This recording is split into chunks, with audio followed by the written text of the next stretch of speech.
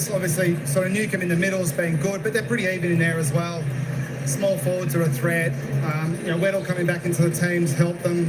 And, they want to be offensive with the ball. So I don't think this is a night where both teams will be safe. It'll be on. Can you tell us anything happening with Newcomb? Yeah, well, we'll have a match-up for him all night. I mean, I think it's more likely to be Atkins rather than Mullen for most of the night, but that will shift as the night goes on. So what does Mullen do if he doesn't go to Newcomb? Come on, Boots. I gave you one. Mate, no one's going to know by now. But, mate, we've got a huge night, so how is everything else been though? Yeah, I mean, we just feel like we've been really clear on what we need to do, and there are always kind of distractions like in your life, much less your footy life, and to be honest, it's never really been a challenge for me to concentrate on what I need to do, so I feel like that's the same with our boys, so we're well prepared. It's going to be a massive night, mate. Can't wait. All the best, mate. Good luck. Right, mate. Thank you. So put your magnets in place. Atkins goes to Newcomb at the start of the game. The stretch of Geelong's successes there under Chris Scott to come back to the preliminary finals. And in the experience of the two sides, they were teammates in Adelaide at one stage. Patrick Dangerfield in final number 30. It's preliminary final number 9. He's got a 2-6 record. Jack Gunston, 20th final tonight. He's kicked 44 goals through the years in September. And he has seen the Cats on a few occasions too. He's 3-0 in preliminary finals. Anthony Hudson and I toward the way this starts. Well, it's been quite amazing, Jared. I mean, Hawthorn starts over the last 7 weeks. Their first quarters, they've won them all. They've kicked 33 goals to the opposition's 11. So it's not just winning, and it's how quickly. We saw they put 3 goals on in record time last week. In fact, they've kicked the first 3, 4, 3, 3, 2, 5 and 4 goals of the game over those 7 weeks. It's almost unprecedented, Gary. And yet against this side back in round 6, they gave up 6 in the first 8. Yep. So that's what they'll be looking at. Jason, you casting an eye over them through the warm-ups. Josh Weddle wanted in the defensive group for a period of time, but we don't read too much into that, do we? He's got to be ready to go wherever they want him. They can play him anywhere on this ground, and he will play a fantastic role for them. It's the big stage. They need that fast start. My only concern, we just heard Chris Scott talking about perfect preparation. Where this rested, I would have said yes, thank you. If we can be here at this point, managing the time of players. The Hawks have had 2 massive road trips, 2 brilliant away wins in finals. Had they been able to freshen up, if there's still juice in the tank, we'll probably see that in the opening 15 minutes. Whether they've still got that, well, then it's game on. I was looking down at Geelong end, and Shannon Neal just driving balls from outside 50 like their little short passes. He's an imposing presence. He didn't get involved at all in that round 6 clash, so they'll be looking to hit, and he's missed a game in the past couple of weeks as well. But gee, I love him. I just get a feeling that at some stage, whether it be tonight or if they get through, maybe it's the grand final where he's going to announce himself in a big way. It's an interesting point. I mean, clearly last game against Harris Andrews, he really didn't have any influence until the end of the game, but maybe that 10 or 15 minutes at the end was important for him psychologically. Yeah, and there's no better defender right now than Harris Andrews. We saw that again last week after Ben King started. He put him to sleep, so I mean, he'll get the match up. They're well served. Their back six from a Hawthorn point of view has been absolutely magnificent, so any goal you get tonight is going to be well earned. Could be pivotal though too if Barras, and as David King's talked about what he does with Barras to try and make things uncomfortable. Yeah, and I think from Tom Barris's perspective, his importance to Hawthorn's in that D50. So if Neil goes up the ground, he might just let him go. He might let him go outside 50 and hand over and say, all right, we'll let him loose in traffic, and then he plays that loose, ready to impact when the ball comes inside 50. Yeah, Hawthorn don't want Tom Barras trying to get into an athletic test. No, we can't win that one. No, up on the wing and trying to hit back, and we saw him blow up a bit on occasions last week. So, boys, it's just being down there in amongst this group. It is absolutely electric out here. This is a Hawthorn team that believe they can win, and their supporters are certain they can. And this Geelong group that have travelled down the highway, well, they just expect to win every time their team plays. It is set up just so magnificent. And the contrast of colours in the bays, as well as we always see, this pure weekend of footy where 99.9% of the crowd barrack for one team or the other, and what an atmosphere it creates. They got into their lineups way too early last week when we were over in Adelaide. They stood around twiddling their thumbs for a minute and a half, so they're just slowly getting settled. We're about 15 seconds away from our pre-game commitments, but I tell you, Jared, it is ready. It is absolutely on a tinderbox here. It does feel that way, doesn't it? These two groups of supporters who know each other so well through the adversity of these big games. The formalities about to be observed and bring the tension to its peak.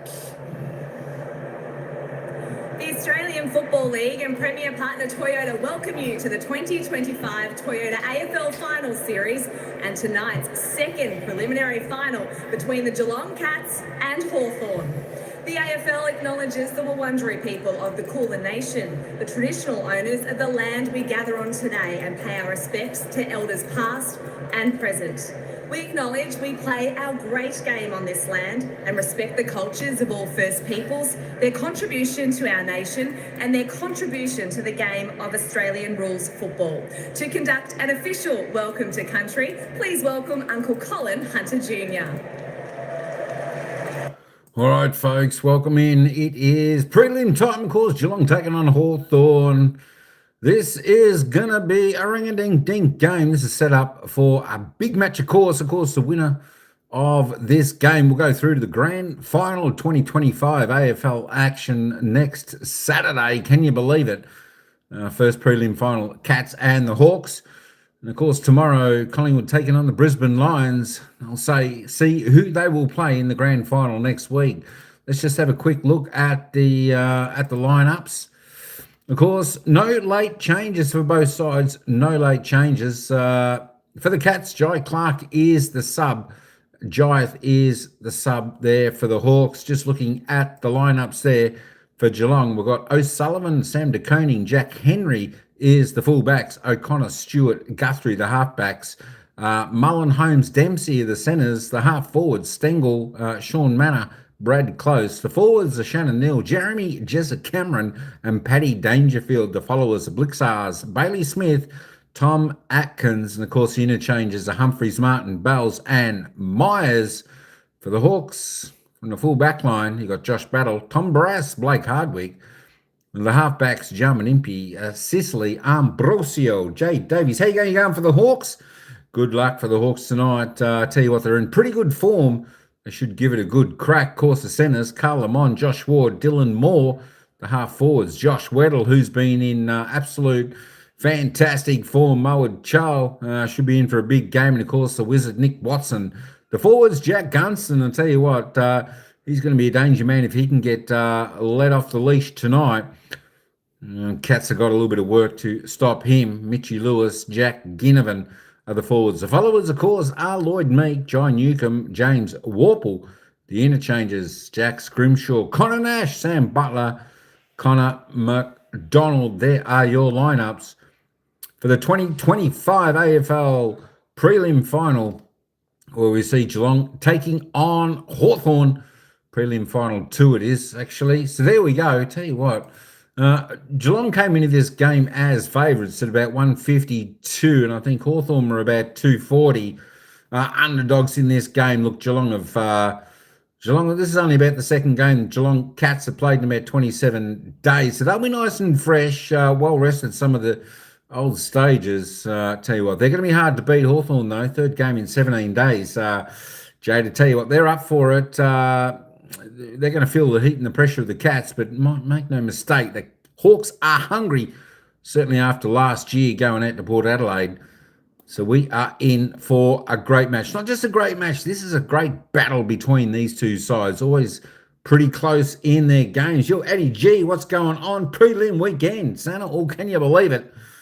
There we go. I'm not sure who you're going for. Eddie G, who you going for? Jade, of course, is a Hawk supporter. My gut feeling says the Cats.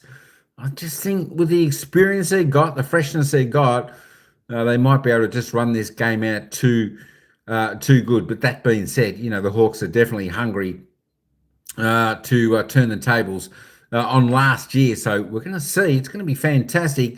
Tell you what, not many teams come from 8th on the ladder to get in the grand final. So probably a little bit of history going against the Hawks. But just, even still, I tell you what, this is going to be a close game, as it always is between Geelong and Hawthorn. So we should be in for a fantastic game. Don't forget, tomorrow's game, of course, Collingwood taking on the Brisbane Lions. Yeah, I think I'll probably get home. I'll probably be on for about the second half of that game, hopefully. I've got to pop out tomorrow. I know. It's going to be hard, Eddie G. And I missed probably the first half of that game. But there we go. We've got a fantastic game happening here tonight. The Geelong Cats taking on the might of the Hawthorn Hawks. We're in for a cracker.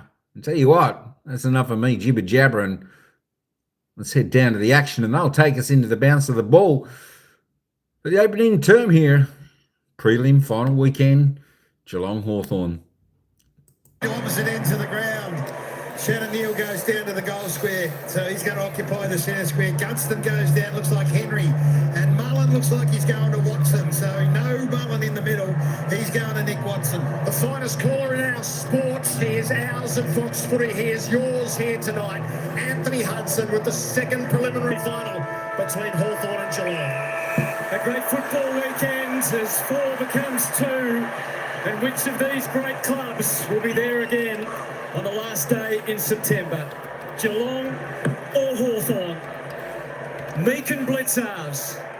Still a raffle in the follow-on, and Atkins, who could have a huge job tonight, sends the Cats forward, but Sicily responds immediately. So interesting talk about Weddle and Dempsey. They've lined up on opposite wings. Off one step, as only Sicily can do. It was skimming ball, decoding a little handoff to Guthrie as the Cats try and find some rhythm. O'Connor to half forward, Stengel behind, defended by Hardwick. It'll be a tough matchup for the number 18 for the Cats. It squirts out to Atkins, and he can have his second possession to Smith, to Close. Manor, who the Hawks will know well with his form, how well he played in round 6, and so they get it to safety. So some significance there. We talk about Atkins going to Newcomb. Atkins gets the first centre bounce after John Newcomb had ripped off 3 of the first centre bounces last week. Maybe significant. And so at the moment we've got D'Ambrosio on Dempsey, and it was Mark O'Connor that went to Weddle. Meek and Blitzarves link up. Disappeared underneath. Newcomb fed it up to Ward. No space. So battle goes to Cameron. Gets that match up already. Ollie Dempsey's taken D'Ambrosio really deep inside forward 50. Scrounge for it underneath. Warple tried to hand it to Newcomb. Atkins got in the way. Smith found a way. Dangerfield will give the deep targets a look. It hangs. Hardwick is well placed. And he diffuses.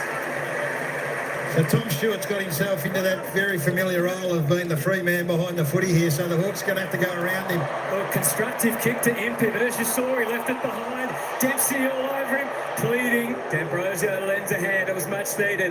Battle up against the line. Get him, knew it was coming. They played it well. Guthrie has got Jack Ginnivan. And as we said, Mullen with Watson. It was the perfect switch. He just had a speed before he got it. He was off and racing, Jarman Impey. Neil to ruck inside 50 for Geelong. Manners on the move. Found a little bit of space. Guthrie kick partially smothered. Atkins will get a look here. Great sidestep. Sets it up a bit too strong. Barris has it at the back. Lays it off for Sicily. Should have pulled the trigger, Tommy Atkins. He should have kicked the goal. And if he gets that goal early, doesn't that set a precedent for his matchup on Newcomb? A lot of thought in the Sicily decision to switch. So Barris, straight up the line, Chol and make their size. O'Sullivan outnumbered, outsized, and it fell to Chol at the back. He's bounding away along the members' wing. Just pauses and waits where to next. Handball to a ruckman on something normally in the playbook.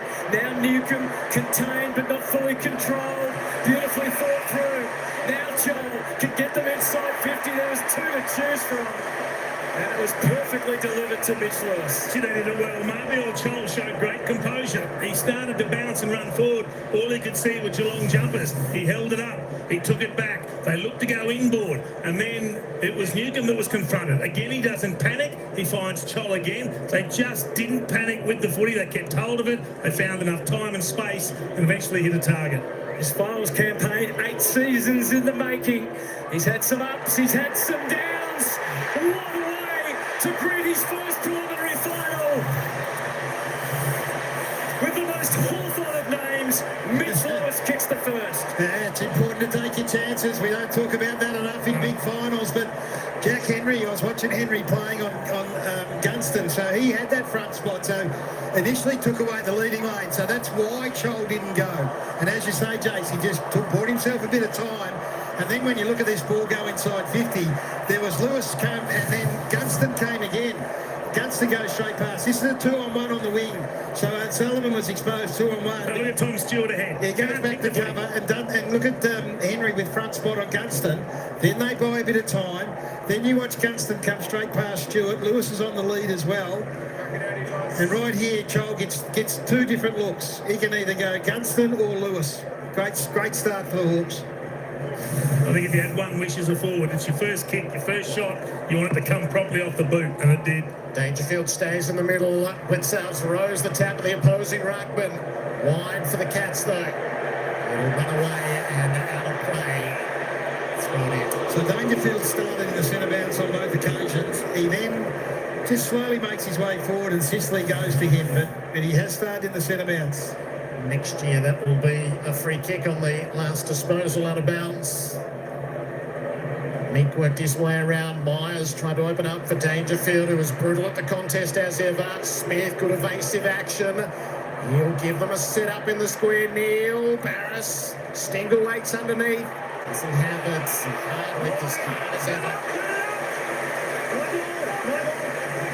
No crying. Thank you.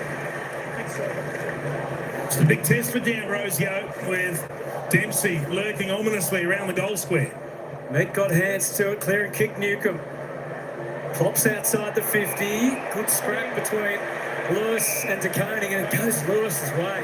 What a start for Mitch Lewis. Yeah, so again, Stewart down the line on his own. So Hawthorn prepared to allow Tom Stewart to be the free. Now it looks like Dylan Moore comes to even up.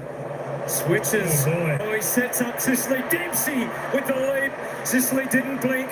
Dempsey had no one to handball to. Barris got a wicked bounce. It went Geelong's way. Dangerfield lost his footing and then lost control. The Hawks able to circle successfully. For now, at least, they Dodged the the bullet. Cats at bay. Dodged the ball, sorry, hello. They dodged the bullet there. No It's question. probably not a situation that Mitch Lewis finds himself in too often, is switching the ball deep in defence. And won't again, I suggest. Oh. Neil, shot by Scrimshaw, a bit too fierce for Warple. Warple will get a second look though. Squeezes his kick down the line. Blitzarves grapples. Has the footy. Lewis has him. Drops it onto the boot. Sicily will set. So they're pushing their numbers up high. Now it's De Koning and Stewart are free behind the footy. So they are pushing really high. Hawthorn with the half. Forward Dylan Moore gets up really high around the contest. Long down the line, the Hawks skipper, Gunston Chol represents. De Koning brings it to turf. Ginnivan just a little fumble. He had allowed Guthrie a fresh look, but he coughed it up. Warple changed his mind 3 times. Got it away to Moore. Around to D'Ambrosio. Brushed the tackle. Checks his kick for Gunston. They don't have a deep target just for the moment. They've got to be patient. As we said, they push numbers up. Into the man on the mark, or buy more time and pressure. Stewart couldn't hang on. Gunston flops it forward. It bounced past Cameron, who's gone down into defence as well. He does end up with it. Fluffs his line on the way out. D'Ambrosio close. Smith, Guthrie, Smith works it over, and Jez. The chance to check the Cats up to Stengel. No one to really hit up yet though. Stengel to the preliminary final pressure. Telling on plenty. Cameron's been involved 3 times, and the delivery, well, it couldn't have been much better for Neil. But Barris wins it at the back, and he has support. So the Cats have blown some chances going forward. Nerves afraid early. Ginnivan to Newcomb. O'Sullivan, what a tackle, and what a time for it. Shannon Neal worked over Barris beautifully there. Did everything, got him up the ground, came back, hook lead around, just didn't complete the mark. Back to Blitzarves to give them a better view of what's ahead, and the run from De Koning, so the entry will be deep enough. Neil and Barris again, and again the premiership defender wins out with the spoil. O'Connor, it's tight against the line. Holmes still thinks he's a chance, and it wasn't far off. Dempsey lurking in such familiar environs. It's through for a behind. Plenty of opportunities is living in the Cats forward line at the moment, 7-2. The inside 50s. Ollie Dempsey put his hand Please make sure it came off the defender last. Ollie Dempsey put his hand in the air here and half appealed, but I don't think it's his. D'Ambrosio did it on the way through. I think so. It was off his knee initially. If he hit his boot there, he might have a case. Oh, he hit his backside, I reckon. Yeah, underneath of the leg. Review complete. Looking at this angle, Winston ball comes off the back of the leg of the Hawthorn defender before crossing the goal line. Decision on the scoreboard. So 7 inside 50s to 2 in favour of the Cats. And he's not dying wondering. Ollie Dempsey, he's just parked himself basically as a second full forward. Yeah, likes the matchup with D'Ambrosio. Impey was sick of waiting, took off the moment the ball was returned to him. He's gone down for Meek. Rises and gives. McDonald's on the break, and so too Watson, the overlap run. It took a little while to get hold of it. They all got hold of him. Umpire waves play on. Ward brings it in. Watson jumped up when he probably shouldn't have. Nash had it covered. No fear. Nash has got it regardless. Works it around in close. And the kick finds McDonald. Uses it quickly. And Lewis is going to get his second look. Well, the one thing they are doing, they are prepared to allow Tom Stewart to sweep loose, and they know that they're getting numbers up the ground to control the footy. But the question is, when the Hawks get it, they've got to make those right decisions, and they're doing that. They're not panicking, they're not kicking long, even when they're getting pressure. He had only kicked 5 goals from 7 games back from the knee reconstruction. It had been heavy going. The injury to Cal Shadir opened the way for a look late in the season. And Mitch Lewis for his second at the start of this preliminary final. Just gets away. So just try and explain what's going on here. Hawthorn are getting numbers high. They leave Stewart and sometimes to Koenig to get up past centre to just saturate the contest with numbers, and then they've got to use each other on the way through and be very discerning when they go inside 50. Stewart on his own hasn't had a possession. Thumps it to the wing. Neil put everything at it, but Sicily at the back with the collect. Off to aim, and that long rangy left will give them a chance in the air. And then on the ground where the Cats are well stocked. Stewart back to O'Sullivan. It's a fine line. Mullen, the pressure, telling. Ginnivan! Got it! The rabid Hawks fans in close. Got a view of something special. What a start. And when Ginnivan gets his tail up, wow, you never know what might happen next. You mentioned earlier, guys, going to take your opportunities. They've done that. Pressure in the forward 50, so key. A little bit of inexperience from O'Sheen Mullen. Did they have the opportunity to rush the ball? Once it spills and bounces back there, under intense pressure, either of them could have rushed that, and it would have been okay. But you keep it in, you get the ball turned over with a good tackle, and Ginnivan is the last man you want the ball to bounce to. I like what they're doing here, Hawthorn. So they're prepared to leave some of these the Geelong defenders, but then when the ball goes in, at all costs, bring the ball to ground and get to work. They're getting outnumbers up high around the ground, using each other on the way through, and then just working your backside off inside 50.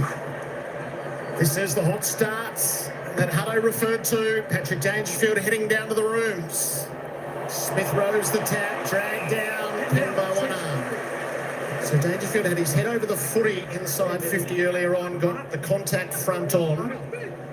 An HIA maybe? I would guess that's what's going on. Umpire goes over, Butler found a way, kick didn't go far. Nash trying to keep it going. Humphrey's other ideas. Warple inserts himself.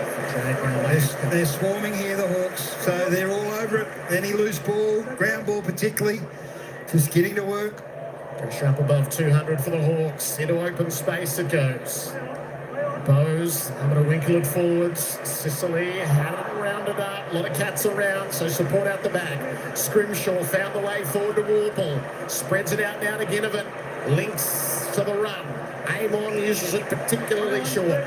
Moore told to go. They lead into the pocket. Gunston front position. Henry the spoil, and Blitzhouse finds the century of the battle.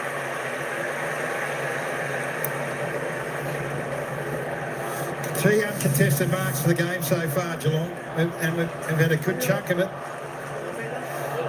So we could jump in here with danger, so nothing in that incident. He actually just went to the toilet, boys. You never know in a preliminary final. Nervousness around concussion with what's to come. And a wheel of Mullen doesn't get out the other side. And the umpire says that's enough. Now look at those Hawks fans rise again. Connor Nash. It's the fellow Irishman's got him. So forward pressure that we've alluded to here.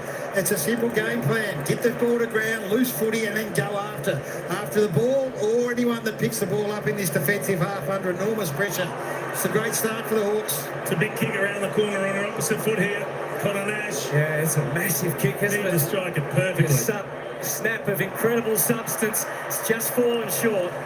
It proved to be too much for the Irishman. It's the Geelong Irishman that got all the attention in the lead-in, but don't forget Connor Nash. So they're both wearing their Irish flag mouthguards for the occasion. Just a bit slow getting up, Jack Henry. Let's hope he's okay. That is not good.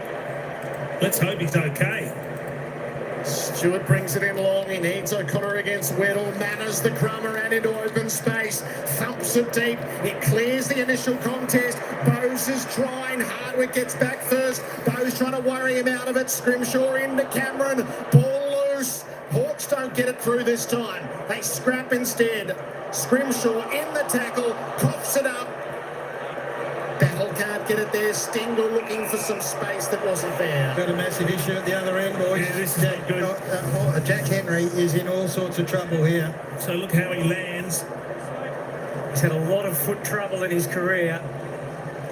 It didn't look terrible, did it? Warple slapped it onto the boot. Lewis couldn't quite make it work. Stewart to direct play for the Cats. Around to Guthrie. Right back to the mess at the top of the square. Neil's been flying. Edged out of the contest. Hardwick's hurried kick. Humphries looked well set. Great spoil more. McDonald and Moore trying to whisk it away. There's a lot of space ahead, and there's not a lot to work with. Cats still a man down. Henry limping off with the assistance. McDonald is the target of the long kick. Maybe not so wise. The fumble from DeConing allows McDonald in. And now we'll have a ball up. Now that was a lucky let-off for the Hawks. I don't think that's the one they want Carl Amon to pull the trigger on. Geelong had numbers back. That's the one you've got to hold up and wait for support to join you. But Dylan Moore, 2-on-1, superb. Got the ball to ground and then won the ground ball. No contest in the ruck. Ginnivan the latest in the medical centre queue. To the wing on Neil as it's 6s and 7s in the air, isn't he? He just can't quite get it right. Hardwick to Scrimshaw to the voice of Warple. Opportunity for Atkins. Shrugs the child tackle to Bailey Smith. Cats again to a genuine one-on-one and battle. It kept Cameron to 2 goals when they met in round 6. Has the edge that time. Off to Sicily, who's had 6 disposals already. His 7th was a little tentative, but it gets it safely to Nash. Looking for a handoff. Watson's on his own inside the 50 at the moment, so the Hawks actually have a couple of extras ahead of the ball. The Cats have tried to grit before it will get there, and it's going to take a little bit of time now. 2-2-14 the Hawks. The Cats still goalless through 16 and a half minutes. O'Sullivan is the one that's gone against them now. So Henry off the ground. The ramifications are everywhere. Young O'Sullivan, who gave Gunston some good looks in that round 6 game. Well, DeConing's going to have to be the one that goes to Lewis now, you would think. Neil's actually come down and playing on Chol at the moment. Everybody's shuffling now. Unwontedly so for the Cats defenders. Amon up to a contest. Koning with the sweet fist. Ginnivan's also good to go, boys. Just a dislocated finger down here. So the pressure from Hawthorn has been superb, despite the fact that they've allowed out numbers. Just 3 marks, 3 uncontested marks for Geelong so far in the game. Jai Clark as the Cats sub played just a handful of minutes in that qualifying final. Newcomb doing his work, Atkins doing his, and he wins out with holding the ball. He's a tackling machine, Tom Atkins. You don't get many opportunities. If you don't get a fist on it, you will get pinged. A high-quality tackler. 205 tackles in the home and away season, 10 in the qualifying final. He's set new benchmarks for pressure. This is the overlap that they've got to use. Stewart to the wrong wing, bit too strong, well favoured, and he'll take off. When does he not? Links the hand pass to Moore, sweeps it forward to Gunston. Weddle's still going here. He'll close to 60. Give them a look. He's gone for home. Look out! Oh, it packed in on the surface. So, Jace, Dylan Moore is the one that's creating some issues here. He's the half forward that's just leaving Tom Stewart and getting up the ground and being used on the way through. So it's a really interesting strategy. Normally you'd say you can't allow Tom Stewart to run around loose, but if you're disciplined with the footy to avoid him, you can. Hawthorn 6 entries, 5 scores. Humphries to the wing, where the outnumber is in Hawthorn's favour. The effort from Scrimshaw was mighty, but the Cats win the ball. Close, decided not to handle. Gives it to Manor. There's hard run on the outside and the in. That was a tougher kick, and he couldn't execute it. They're fluffing their lines. Newcomb guides it into the middle to McDonald. He waits for Nash to catch up. Holmes was onto him. Sicily has to react immediately. Tried to absorb the tackle. No whistle on that. Nice little kick from Impey out to me. They're happy to kick the ball to him. He's one of the better ones when it comes to ruckman who can dispose of things. 19 uncontested marks, the Hawks, so they don't blaze away here. They're trying to find the free. Chol is deep. Can he run and jump at the footy? He wasn't far off in the genuine one-on-one against Tom Stewart, was he? So 7 minutes remaining in this opening term. Not sure he got rid of this correctly. That's just letting the ball go.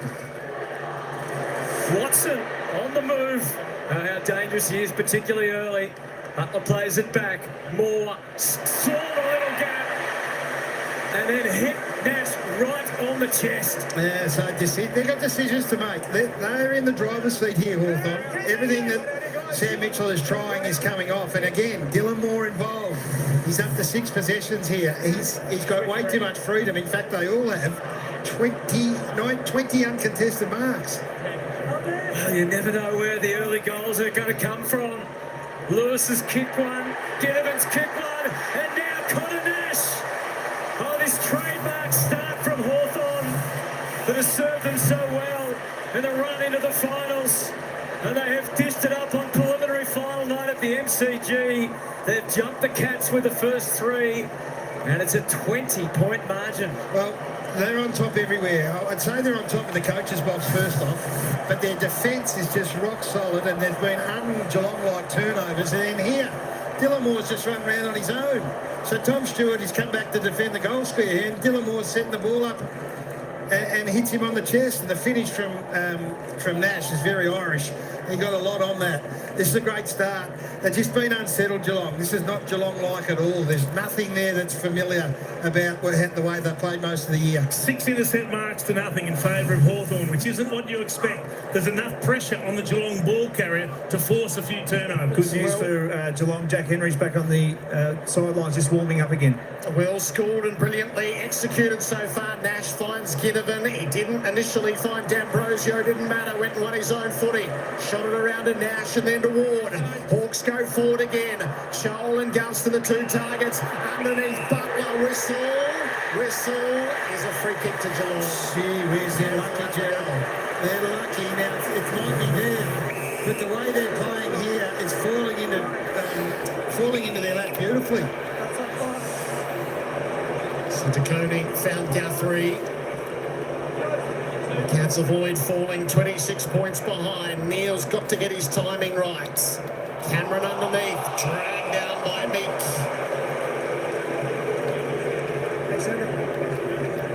So Jack Henry, all the medical attention surrounding him at the moment. Can he get back? And what shape would he be in if he did? Manners on the bursts.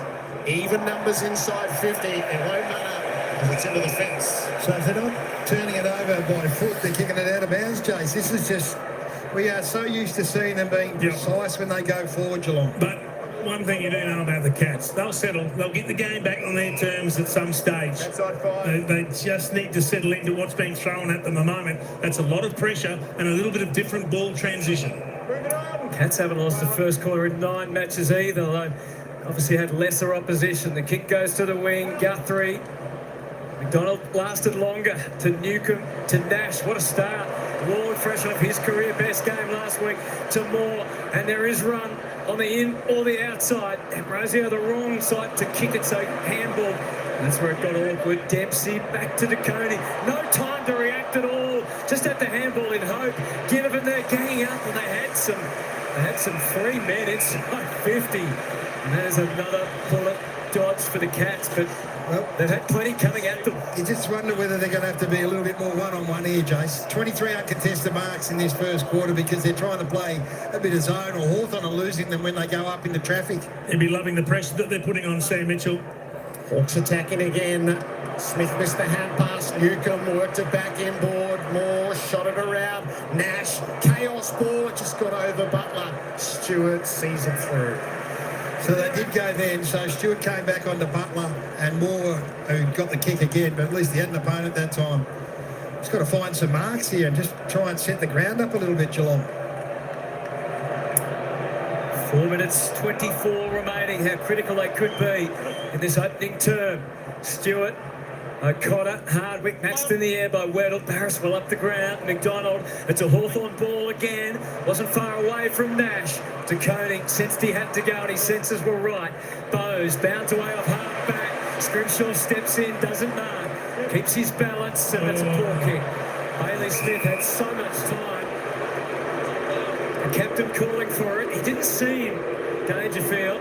That's the skipper's chagrin, so he kicks hurriedly, raggedly off the left boot, and that just sums up Geelong at the moment, doesn't it, in this opening quarter? That's the 7th intercept mark. It should have been 8 because Crenshaw dropped an absolute shoulder.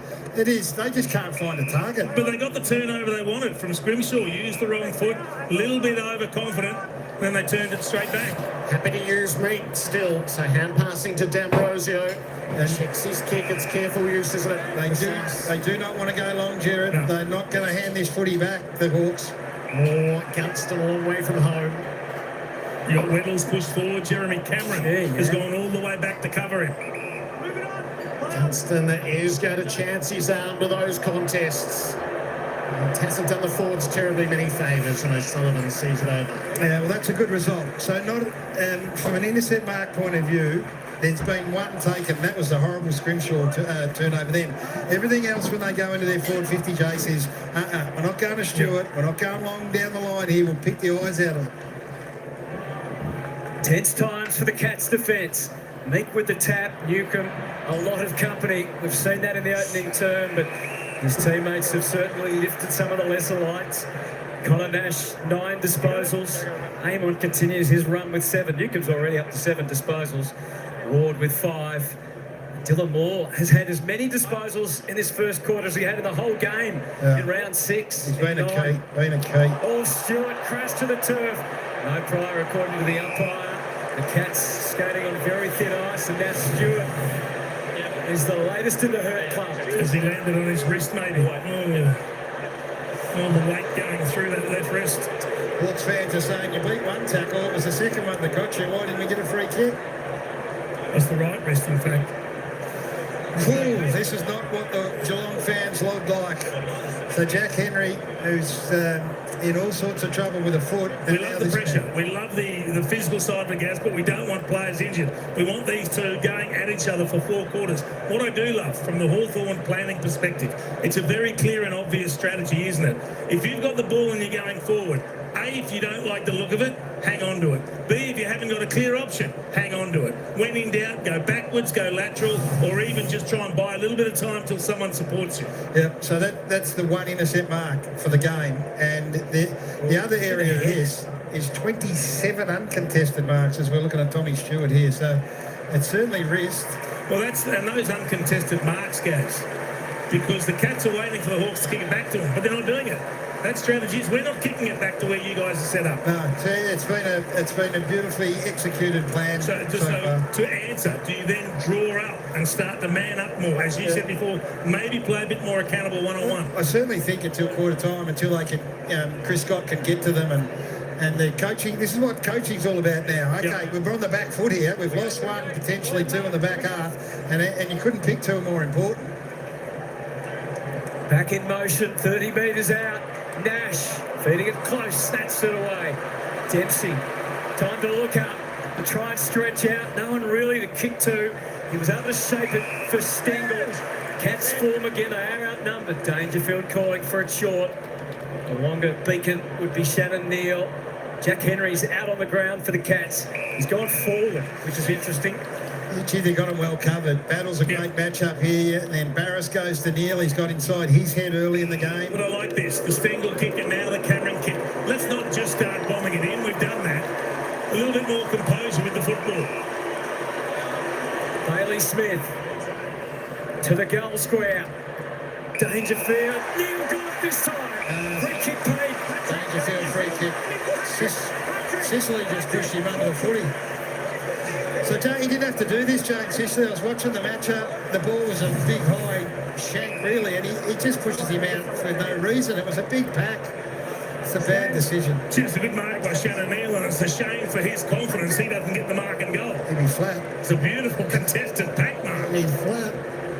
How big's this? If ever there was a need for a captain to step forward, step up for his team and his club, it was that moment there from Patrick Dangerfield.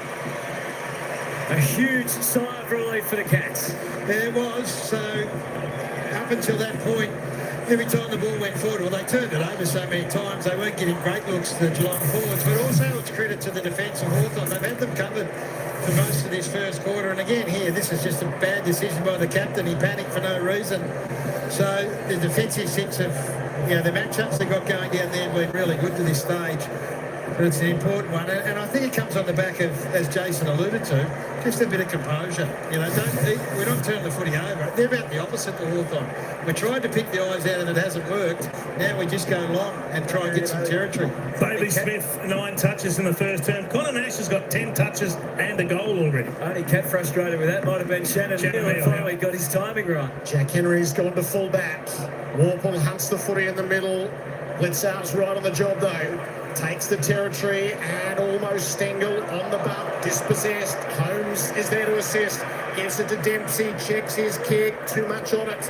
Ball loose, Myers closes. Wanted something going by, dragged the ground, released. Close with the snap. Not close enough. That is a gilt-edged opportunity going back. You'd expect Brad Close to kick that with just a minute left in the quarter. And then all of a sudden it's 3 goals to 2, and you've undone the good start that Hawthorn's had. The first time they're starting to win some 50-50 ball and finding a little bit of space. How good was the Max Holmes pickup on the run at pace? Superb, wasn't it? Aiming to the wing, just strokes the kick, blitz arms to Koenig with the fist. Mullen, some of his own treatment from Butler. We will have a ball up. There'll be a bit to look through at quarter time. A bit of news down here, boys. Jai Clark has just taken off his top. Okay. Not great signs, is it, regarding Tom Stewart from that? D'Ambrosio. The Koenig broke clear and then took a chest mark. A little strange. Atkins wasn't ready for the handoff. 30 seconds to kick a late one. The commanding figure coming out was Dangerfield.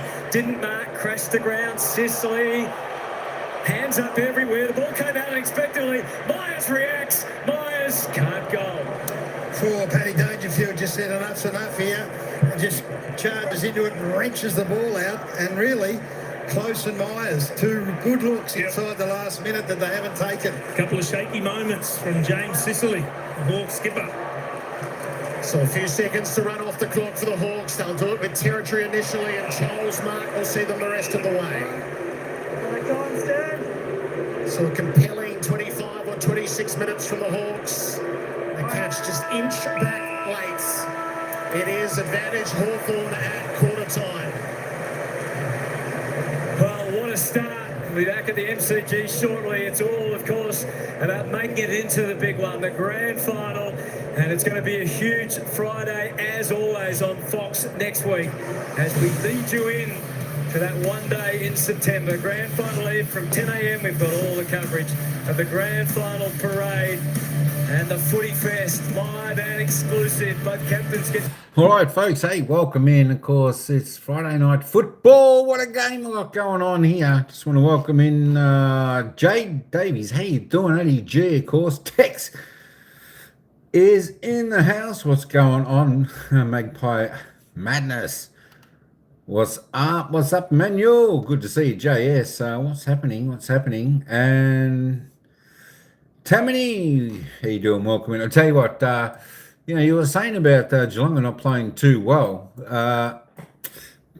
This margin ain't too much. Look, Hawthorn have come out of the gates running. They look fantastic, Hawthorn. This is a bit of a surprise to me to see how well Hawthorn has settled in this opening term right from the get-go. They've looked composed out there.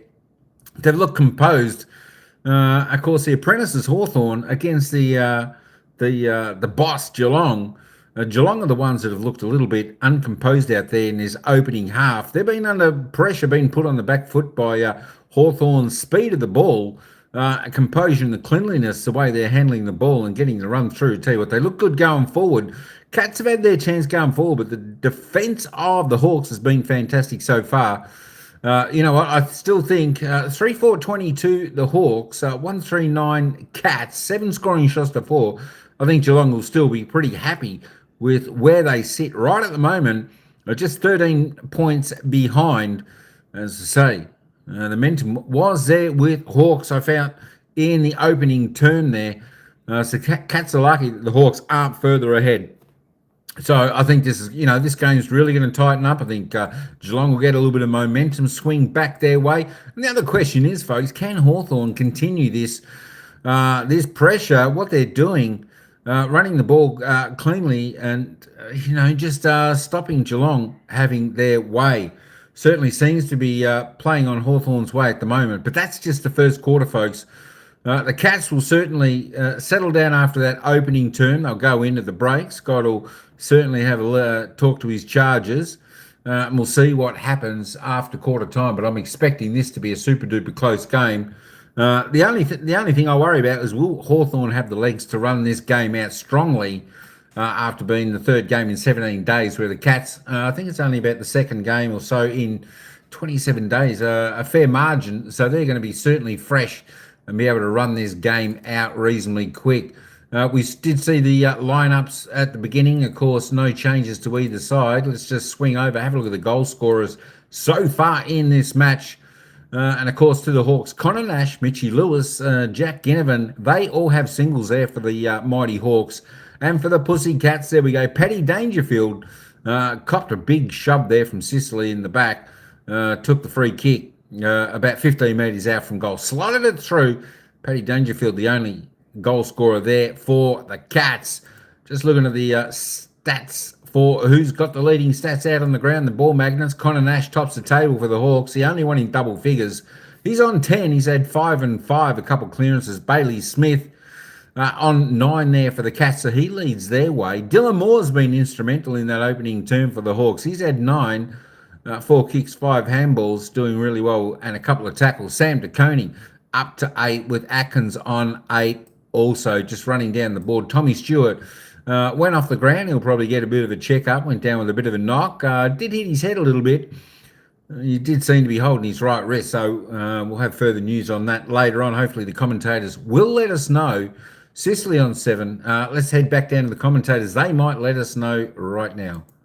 News for Geelong. Now, I have confirmed with Geelong that Tom Stewart has been subbed out with concussion and clearly would miss a potential grand final. This is the incident, a tackle from Marbia Chol, both arms pinned. We worried about a wrist injury as he grabbed at his wrist, and then very quickly as he left the ground, it was apparent he had a wobble in his step. Only minutes later, he was ruled out by Geelong. This is exactly the kind of incident that we worried about with a pre-finals bye rather than a pre-grand final bye. It's why Greg Swans, the AFL's new football boss, is considering changing those rules.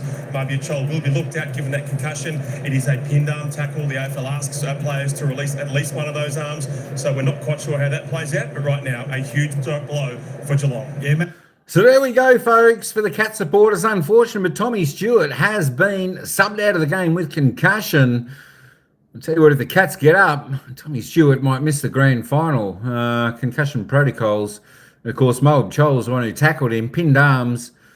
Well, didn't look too much in it, but he sort of more like landed on top. Sort of half let him go just after they landed. But yeah, I tell you what, that's going to be an interesting outcome for both players for next week if they get through. All right, let's head back to the commentators. We're not too far off the bounce of the ball for the second term. Hawks by 13. We'll head back down there. They're just going through a few of plays in the opening quarter. Down 18 Geelong, uncontested possession down 37. They came with a plan, and they executed. They did. It's a great strategy, isn't it? They just kept the ball away from the loose defenders. They played short. They ran in numbers. They controlled it. But here's the thing. I think Hawthorn have fired their best bullets in that first quarter there. And it's only 3 goals to 1. Now you get the quarter time break. The Cats get time to settle. I think Chris Scott and the Brains Trust will have a look at the way they want to do things, and we look for their reaction now, their response in the second quarter. How do they change things up? So Dylan Moore, highest rated player on the ground. He was the #1 player in that whole mix gets up, but Stewart off the ground, they'll play more honest on him. It might work for him in the end. Yep, Atkins the best for the Cats, Nash good for the Hawks as well. Jai Clark's last full game was round 8 against Collingwood, so he's only been sparingly seen in the back half of the season. He's going to play 3/4 of a prelim. Nash gets to work and adds to his numbers. Tosses it up to half forward. Awkward ball. O'Connor's got support from Guthrie on the outsides. Guthrie looking for the right target down the line. Dangerfield started in the centre square and he presents and marks and takes on. He gets run down by Butler. Release to the umpire's satisfaction, but the turnover comes. Amon and Ward to build the ball for the Hawks. Amon's got pressure all around and Bailey Smith hand passed it right into Atkins. Took the ricochet to Blitzers and that's where it ended. Good chase down. Terrific effort from Butler to come from behind. Not many run down danger from behind. Not to the advantage of Manor into a brick wall. So Guthrie goes to Dylan Moore. Had an outstanding quarter. So Guthrie's going to go with him. He's not going to let him go up on his own. Make the tap, the follow from Newcomb, and then Scrimshaw. Ricochets unfortunately off a teammate. Bounces back to Aim on awkward right foot kick. Straight to the heart of Taccone. They're just getting away sometimes, Ruckman, don't they? They've just got the full brunt of it from Scrimshaw. Horror kick from Taccone straight to Joel. It just rolls onto the left, and Gunston had made his lead already in anticipation. And he takes the mark within range. Yeah, I think he's entitled to ignore the leads that are coming. See, I would have. Yeah, once he said no to Dylan Moore, I thought the first, he had picked it off early. Dylan Moore was right there, but he's in rare form. Yep. He's in incredible form. 70 goals, 36 for the season. Fresh from 5 goals, 3 in the semi-final. It was 10 years ago as a 23-year-old that he won his last of 3 premierships. And he wasn't far from long range there. Just looks a little proppy, Jack Henry. I don't know if he's running at full speed after that ankle injury or foot injury that we saw him go down within the first term. Holmes takes off, drives wide, too wide. You take child pressure. You go back and have a look at maybe a child go after Max Holmes then. Towards the link man. So too Nash. Quick release. Aim on. Couldn't get the full-blooded strike, so it's the marking contest. Blitzers folds back. Butler threatens underneath. Out of his hands and through for a behind. So Holmes has gone back to take these kick-ins. He just takes off and then in the other instance, Chol was able to close him down. Got an extra number out this side. Stewart taking them in the first quarter, and a job falls to Holmes. Guthrie made a decisive lead. Dangerfield backing back. Captain versus captain. In the end, Danger had to go with the fist.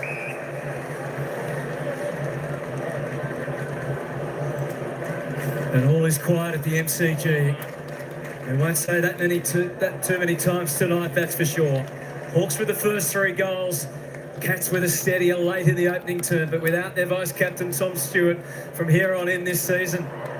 Bailey Smith, rush kick. A little bit of luck on the side of the captain that time. He turns, drives it long. Shannon Neal, Barris Neal. It's just athleticism. What a contest it is in the air. They both stood off, had the run and the jump. Barris wanted front spot, and in the end just took himself perhaps a metre too far under the ball. And Neil with better judgment over the top. It's great confidence from Pat Dangerfield. He just looked up and said, yep, I'm happy to go one-on-one to Tom Barris. Really important kick here for Shannon Neal. He's had a stunning season, 42 goals, 18. The accuracy of some of his teammates has fallen away, but he's been kicking them sweetly. He was a little out of sync when this game started, but it's all coming back now. Shannon Neal does enough with the kick. You wouldn't say it was perfect contact off the boot, but the Cats have kicked a couple in a row, and nerves have been steady. Hawthorn's lead cut back to 9. It's a beautiful, methodical set shot routine, and you can see the accuracy numbers we just had up there. He kicks them more often than not. And the important part here is you've taken the good mark, you're in a big battle well against a key forward, that's a key defender that's renowned for these sort of contests. You beat them fair and square, go back and kick the goal. He does that. Confidence high now for Shannon Neal. So we've got Connor Nash down. He's had the 12 touches you've spoken about. We had him with Holmes as his main matchup. Holmes has had 4. One of those was a play on from fullback. He's now gone to half-back, Max Holmes. So high alert from a Hawthorn forward's point of view. He changed the tide of the match against Brisbane when he went to half-back. So Ginnivan's sort of got responsibility for him. But that's a lever that they love to pull here. 2 in a row, either side of quarter time for Geelong. Headed back to a 9-point deficit. So Ginnivan's got to be aware. I think Holmes is going to go from that half-back line. He must be aware. He spent the last 5 minutes with the doctors too, Gaz, with getting that finger fixed. So he's pretty sore. Meek saw it forward. Dangerfield saw it though into the hands of O'Connor. Here's Holmes with a link-up play to Humphreys. Delivers the catch to Stengel. Hardwick closes, got a fist to it. It's a bit too much on Stengel. And Holmes has kept going here. Holmes and Manor both made short leads. Stengel ignores. He will go deeper instead to the marking targets. Cameron in battle. Smith underneath. Just the toe up, clever. And Blitzers to finish the job. 3 in a row for the Cats. So tactically it was all Hawthorn in the first quarter. They were on the back foot, the Cats. They're trying to work it out. Hawthorn had the win in the coach's box. They were executing it beautifully. Now, Holmes to half-back. Gets the ball off half-back straight away. Gets the ball forward, and all of a sudden, this bloke, Mark Blitzards, who plays in about 8 different positions, just look at Lloyd Meek. Lloyd Meek leads him and becomes a nothing player in and around the contest. Slips out the back, Blitzards kicks a goal. Cats are back in this. They are right back in it. He really is a marvel. He presents something different for Lloyd Meek. Lloyd Meek's been rucking against traditional ruckman, doing a great job. Just lost concentration. Didn't know what he was doing there. It's a 6-6-6 warning against Geelong. So the Cats get the warning. They've thrown one Hawthorn's way. At the start of this quarter, Charlie Curnow interested on Rooker. Wonder where he'll be playing his footy next year. So rucking Smith, his influence is growing. Manor, let's us following up as he can do. He'll just keep chugging along. So a couple of the key pillars. Bailey Smith's been outstanding, and now Mark Blitzard starting to stretch Lloyd Meek a bit. Smith up to 13 disposals. Meek, Warple jams it on the boot. Geelong boy who could be in their colours next year. Guthrie has a metre on McDonald. They closed quickly. He knew where O'Sullivan was, but getting it there was another thing. Holmes hacking and hoping, and he finds close. So has Manor heard the call. Geelong threatening. Can they launch it? Cameron makes his move, so does Martin. Neil, the longer target, gets the block. Barris was ready. They try to go short. Came undone. Warple. Nifty work off half-back. Creates a little moment through the middle. McDonald links it up to Nash. Full throttle run. Just had to deviate under pressure from Myers. Set it up for Gunston. Shoulder to shoulder. Hits a thread out the back. Gunston. What a gather from the veteran. And what a kick to the square. Oh, that is some sort of mark. Lloyd Meek. No, Mitch Lewis. Mitch Lewis. The timber in the square. It's a great athleticism. I just wonder about Henry's turning circle with that foot, because he took the front spot. Let's watch the goal first. Mitch Lewis slots his second. Hawthorn quelled the uprising. So you watch the defensive positioning on Henry on Gunston was really good. He worked to the front. It was a fast play, Jace. He knew that he couldn't give away front spot. But the minute the ball got round the back, the turning circle, I think, was compromised. The turnover in the back half was poor. Watch Henry top of screen. So he takes front spot on Gunston. He knows Gunston wants to get to the front. Henry gets there first. Ball gets over the back and he just can't turn and go. Jack Gunston, fantastic. And then Lewis hits the scoreboard again. Got a game. Got a game, Jace.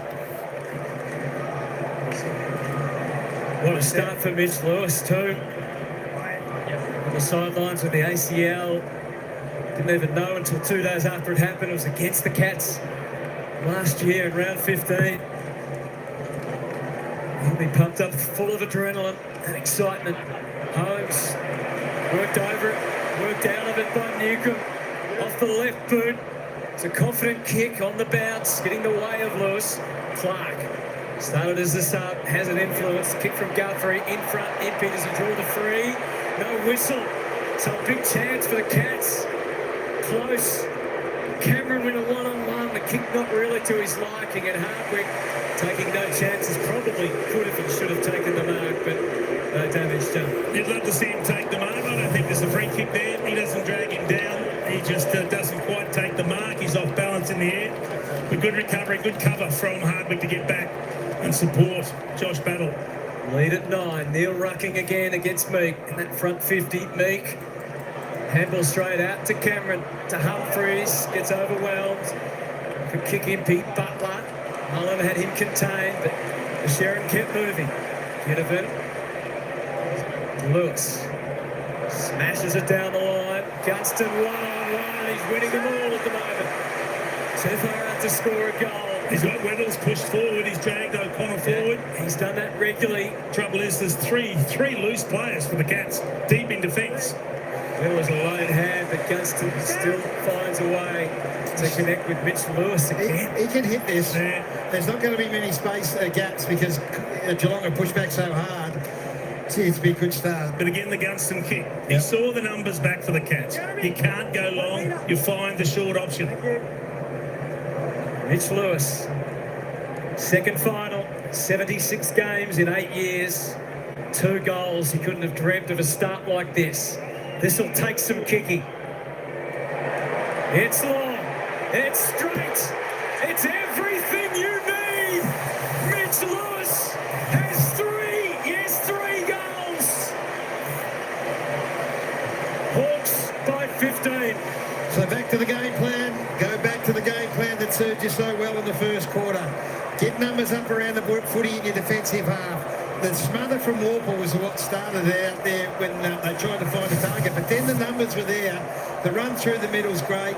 And then don't blows away. Look, there's Holmes, there's O'Sullivan, there's Bowes. You don't go long. Go short to the 50-metre arc where there's no one defending. And then he goes back and kicks it. So there's the game plan in a nutshell, and it's working. What it has shown is that they've been disciplined. They've rehearsed this, the Hawks. They've come with the plan, but they've been disciplined to execute it thus far. Hasn't kicked 3 in a game since late in 2023. Such a long time on the sidelines. Dropped on the cusp of finals, and here he is at a prelim. But sounds down to Dangerfield as the Cats look to double their efforts. Hand pass turns over though, and Ginnivan out of half-back, charged down by Dangerfield. Shoals in a jam. He had Warple screaming for the hand pass in space. He chose to kick. You cannot have that kick smothered, Jack Ginnivan. That is a lucky let-off for the Hawks. Shaw guided it out the back. There's no space to work with. Henry hasn't touched the footy. Martin hasn't touched the footy. Clark hasn't. Neil's had one. Bowes has had one. Blitz serves. Clean tap. Dangerfield lofts it up into the pocket. Scrimshaw looks to cover. Got an awkward bounce. Neil's got an idea to keep it alive. Scrimshaw still ended up with it. Hand passed away to Battle. Has a look on the way out. Goes for distance rather than anything cute. Guthrie and Butler. Butler didn't mark. And on the spot is Bowes. Check his kick. He'll give Manor a look at the sticks. Yeah, probably the kick from Battle needed to go a bit wide and needed to bring the boundary into play and make Butler work out that way. But once it was a little bit sort of 25 metres in from the boundary, it left it in open space. Sean Manor was the best player on the ground when these two teams met on Easter Monday. Has looked accomplished in the finals that he's played at AFL level across his couple of years. Sean Manor from range. Contact was good. The Cats headed back again. Well, he knew it straight off the boot. Tribute with a tap on the arm. He knew straight off the boot it was a beautiful kick. He has so quickly become an incredibly important player for the Cats, Sean Manor. A little bit of grind Myers about it. He gets up the ground, he's creative, he reads the game well, and he knows how to find space. That's what he does here, and importantly, when the Cats need it, when you're just trying to come to grips with something that's being thrown at you, you need to take those opportunities when they appear. And He's done that. They've changed the way they're going forward too, Jace. They're not bombing now. So they've either learnt the lesson from Hawthorn or they've had, I suggest, a straighten up a quarter time from Chris Scott. So just much more composure. The little chip kick in there, mark, go back, kick the goal. So they've just settled up. They had their colours lowered. They've settled here. Couple of famous faces from a Geelong point of view. Paul Chapman, De Koning, Rucking, Atkins trying to rove. Smith came at just the right moment, but they were ready for him. Humphreys, any little kick will do under the circumstances. Close with the first play, did well not to take possession, but shared it with Clark, stabs it to Sicily's advantage. Martin trying to contain him in his role, but Sicily had some influence, particularly early. So not as much in the second quarter. James Sicily. Hard to find a target there. Watson did well under the circumstances. Warple's kick. Awkward to know which way he was going to bounce next. Holmes came charging out, but the footy gets away from him. And the umpire says, throw it in.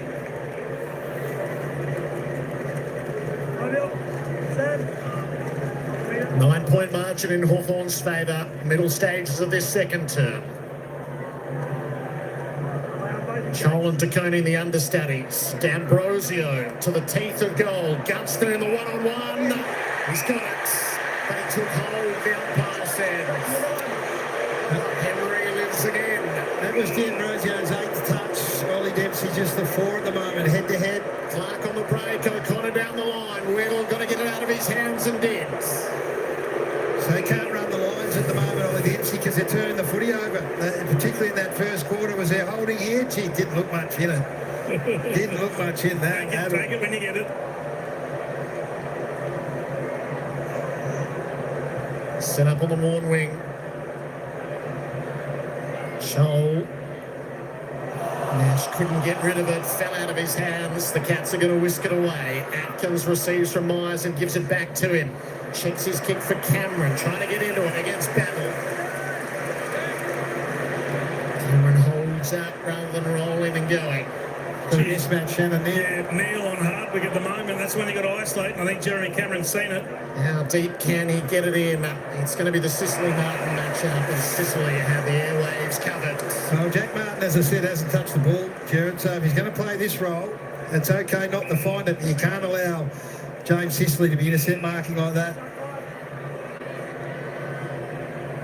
Off the Scrimshaw.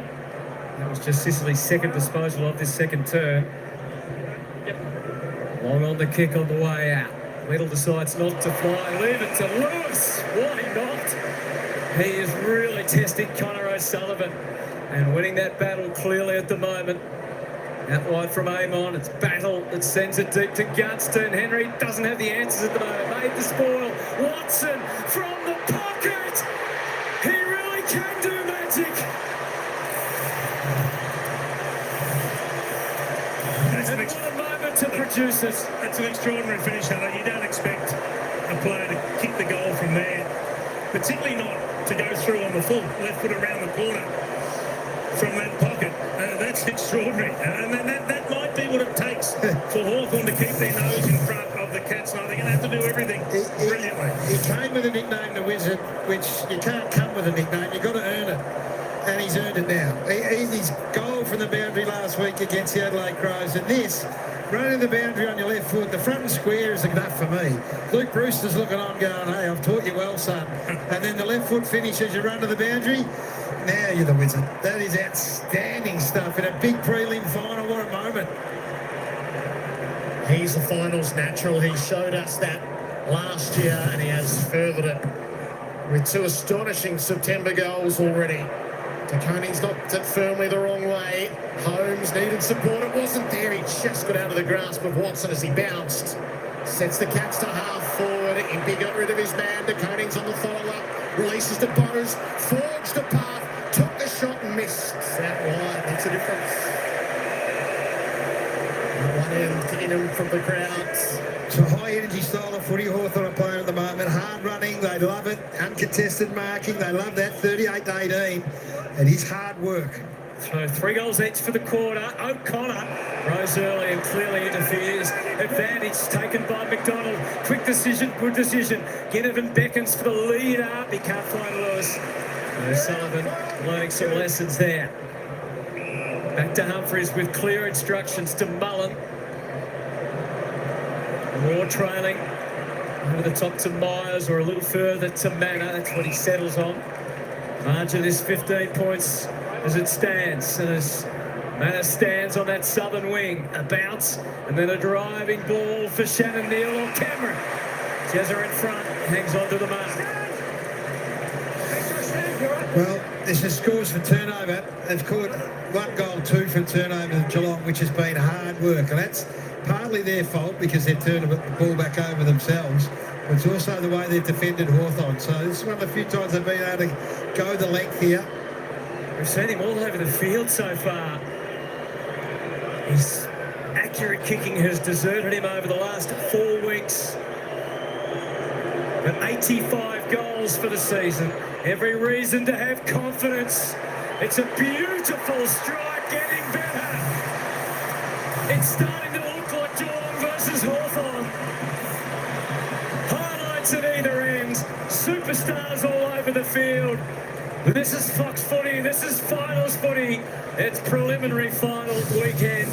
And it's living up to each of the expectations. Now, that's the first, one of the few times they've been able to go the distance. So once they get ball from their defensive 50, Cameron, who's been well held by Battle, Battle's gone to work on him and played him really well. You can see he's taken the front spot. So we know that Jeremy loves to come up at the footy. And then he just momentarily let him slip past him, and sometimes you just dip your lid and say too good. The finish was brilliant. They're hanging in, the Cats. They're not playing. They're about 60%, I reckon, at the moment. They're hanging in. 9 points. Moments of brilliance from Hawthorn separates them again, but they're close enough. 10 goals, 13 over the last 4 weeks. We're on the count to 100 at one stage. 4 goals, 3-3 in Geelong's favour in this second term so far. Meek hammered it forward. Clark against the flow. Interesting that Jai Clark forced to play off half back at the moment for the Cats. Yeah, so he and Holmes swap every now and then. Holmes is not the jam. They need him in the middle as well. Mark, Lloyd. Rucks go to work. Nash waiting underneath, straight at the umpire. Ginnivan fashions a kick out near Chol. He's closing. He made the spoil on Guthrie. Yeah, and you can see players getting over to him. That's what you ask of Marby or Chol. It wasn't a great kick. Didn't have much chance of marking, but you've got to get there, compete, set up the stoppage and allow the Hawks to reset behind the ball. Kept them to 4 intercept marks so far, Geelong, on the back of pressure like that. Meek reaches around. Guthrie, though, first access. Tosses it forward. Ginnivan just about hit him in the face. Ward, quick release. Wanted Sicily. Sharp to Ward, a bit too sharp. Taken away by Atkins. Found his way around ball. Put it out in front of Holmes. Dealt with the awkward bounce. Guthrie's the wraparound. There are options short. And Jack Martin gets his first look. So Max Holmes is just so critically important to this side. He's run and carry. So all of a sudden, it's just starting to look a bit more dangerous coming out of their back half because they're getting some run and some separation. Then a little bit of composure at Jack Martin forward. This will be his first possession of the match. He was part of that Carlton run a few years back, kicked 2 goals in a preliminary final at the Gabba. Jack Martin, purpose recruited for just this moment. From range, the timing gets away from him right at the end. 8-point deficit.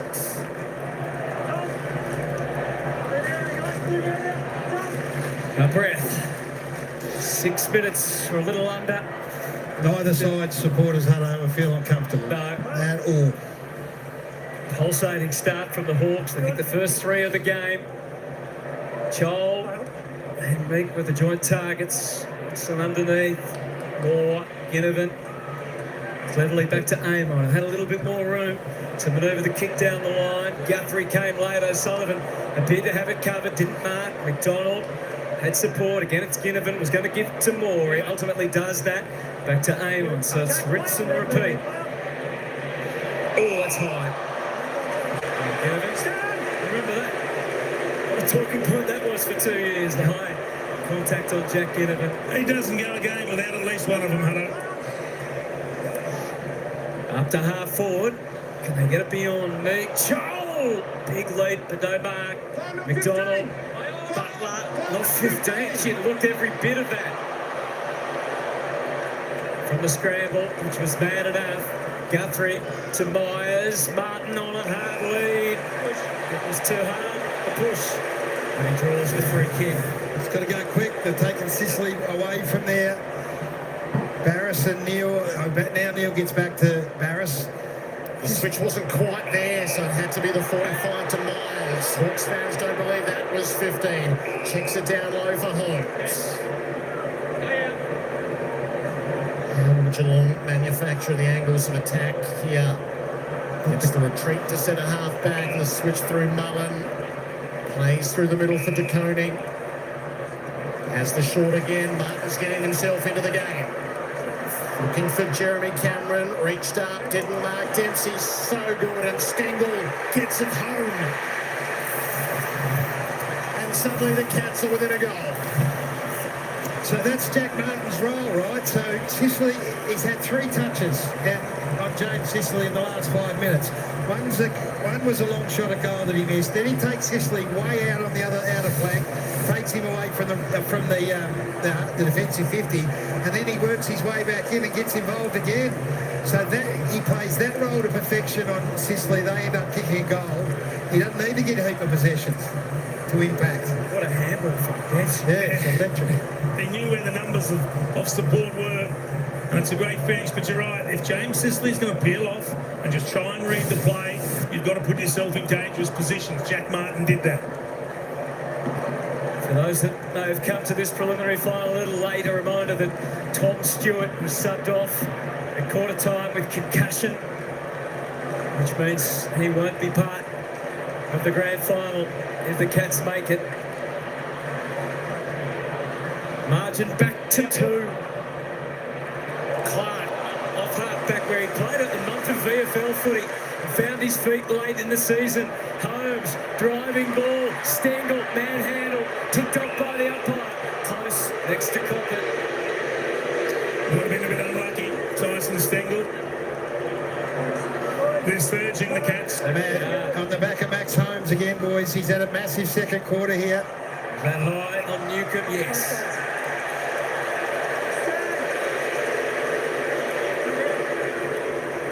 That yell, that noise is only going to get louder and louder as the night goes on. Newcomb to Sicily. A lot of pointing going on. So this sort of uncontested mark game which they've had going all night, it's more sideways than forward at the moment. So that points to Geelong playing a bit tighter. Yeah, we know that in the finals they've been going slow and methodical but direct. So just worked into a corner there. You saw the result of a Ginnivan kick. Guthrie decided to pull the trigger. Stengel didn't mark, but it doesn't matter. Close. Keeps it in tight, and Dangerfield comes striding out. Look at those Cats fans. No, that's just a change that's just come over the game. So all of a sudden, so first quarter, uncontested mark everywhere, take territory, get forward, and dangerous. Now it's sideways. He's playing the handball off to Cameron.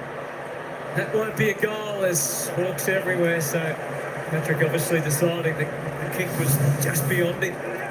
Yeah, so sideways, more pressure, and it's Geelong now that is using uncontested marking to their benefit.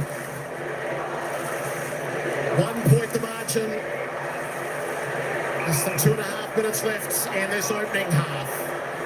It is absolutely enthralling, as was promised. Aim on in long. Cats have the numbers in the air. Clark dragged down by Chomp. He's competing well aerially, Marby or Chol. It's an important contest where he's halved it against numbers. Nick looked for open space. Myers filled it initially. Blitzard stood up.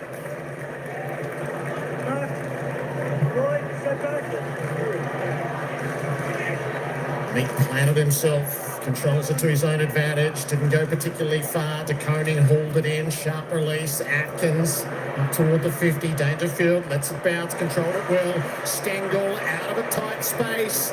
Gives himself the chance to create. Impey and Sicily brought it to ground. Dangerfield ran into his own man. Close trying to get it away. Dempsey in the pocket. Crafty, not the bounce he was looking for. Oh, Scores level. they are threatening the Cats.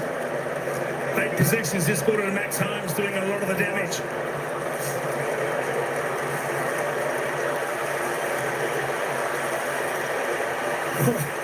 Listen to the crowd. Listen to it. Just soak it all up. Scrimshaw, as long as he can muster. Atkins can't release the handball. Great tackle from Ward. Almost came too quickly. No part through for Guthrie, but he forged one. Stengel, they edge a little closer. Dangerfield, Dempsey. Off the left, that wasn't the contact he was after. And Newcomb, there's a welcome relief for the Hawks. But he's thinking about how he can move it forward to Butler. Just under siege at the moment, the Hawks. They'd love some uncontested marks if they can find some loose players just to chip it around. Oh, there's so much danger in that kick. He'd like his time again, I'm sure, Butler. Myers plays it back. Atkins. Watson was close enough to be a threat. Into Clark from Myers. He takes off the young man. What an opportunity. Kicks to Neil, kicks to Cameron. Neither can mark. Dangerfield, Bose. It hangs, and unbelievably, Geelong are in front before half-time. And the Hawks probably lucky it's only a point. They've had 3 or 4 opportunities that just haven't gone through the big ones in the last 5 minutes. But they are putting immense pressure on, so they're not allowing the Hawks to breathe. They're not controlling their movement with the football. Momentum runs heavily with the Cats. The seconds ticking down in the half. Ginnivan swoops to the back. Butler needs support. Warpool up near Watson, kept out of his clutches. Dempsey's been busy. Mullen, Clark and Guthrie just balked the initial kick. Steadies himself. Sets for a target that's not there. Amon dropped, not for the first time. Kept his head about him. Neil intervenes. Away to De Koning. The setup was intended for Myers. It got through. Impey weaves a passage and kicks it out on the full. Larudo Hum. It's the Cats by points in what is shaping as an epic. Well, they've just got the game back on their terms, and what we've seen is a lift in the pressure around the ground. So all of a sudden the Hawks, they get the ball on the wing, they get the ball at half-back. They don't have the time to pick their targets, to run in numbers. They're under siege. There's some panic kicks coming, a little bit of fumbling under that pressure, and all of a sudden it's reverted to the Geelong game. Turnovers, rebound, and then go back the other way, create scoring opportunities. Well, we should have expected it, shouldn't we? These two great clubs, these two great teams. It's a 1-point margin at half-time. Hawthorn's lead after they kicked the first 3 goals was 23 points at one stage, but the Cats outscored them 5 goals 4 to 3-2 in that quarter. So being able to hit the front just before the major break. It's going to be fascinating to hear the assessment of the players. I'm hoping to catch up with James Sicily in just a moment. Cameron Mooney has rounded him up. Moons? Sis, it's a very good game of football, mate. What are your thoughts in the first half? Really, we're just consolidating some front half territory, really. That's the game at the minute, so yeah, get on top in the clearances and then you score. So it's a little bit breezy here at the moment, but I think both teams would like to get some better transition ball movement going. It's been a bit sloppy, but the contest is red hot, and I think it's just going to be a matter of that, who wins the contest. The way that you moved the ball, particularly in that first quarter around Tommy Stewart, that seemed to work well for you?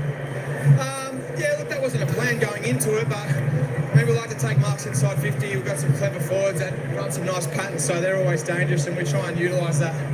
All right, sis, good luck, mate. Thanks for the second.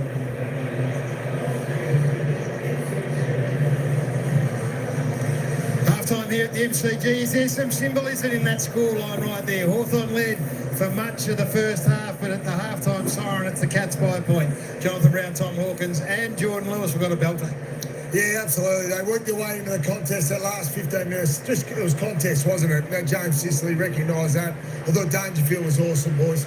Yeah, he certainly was. Late in that second half, he really stood tall. Big contests, big collisions. He's kicked a goal. He's had the 13, 14 disposals. But for me, it was about the side that took control in certain aspects of that first half. So Hawthorn did it early, and then Geelong regained that control with hand to foot and mark. Have they fired their best shot, Jordan? Hawks, well, it seems that way. There's a lot of drama in the first quarter with Henry going off and certainly Stewart, but I just love the way they worked back into the game. And this guy here, Patrick Dangerfield, led from the front. I think if you're looking at the first quarter, second quarter, they just shut down Hawthorn's uncontested marks and they forced them long.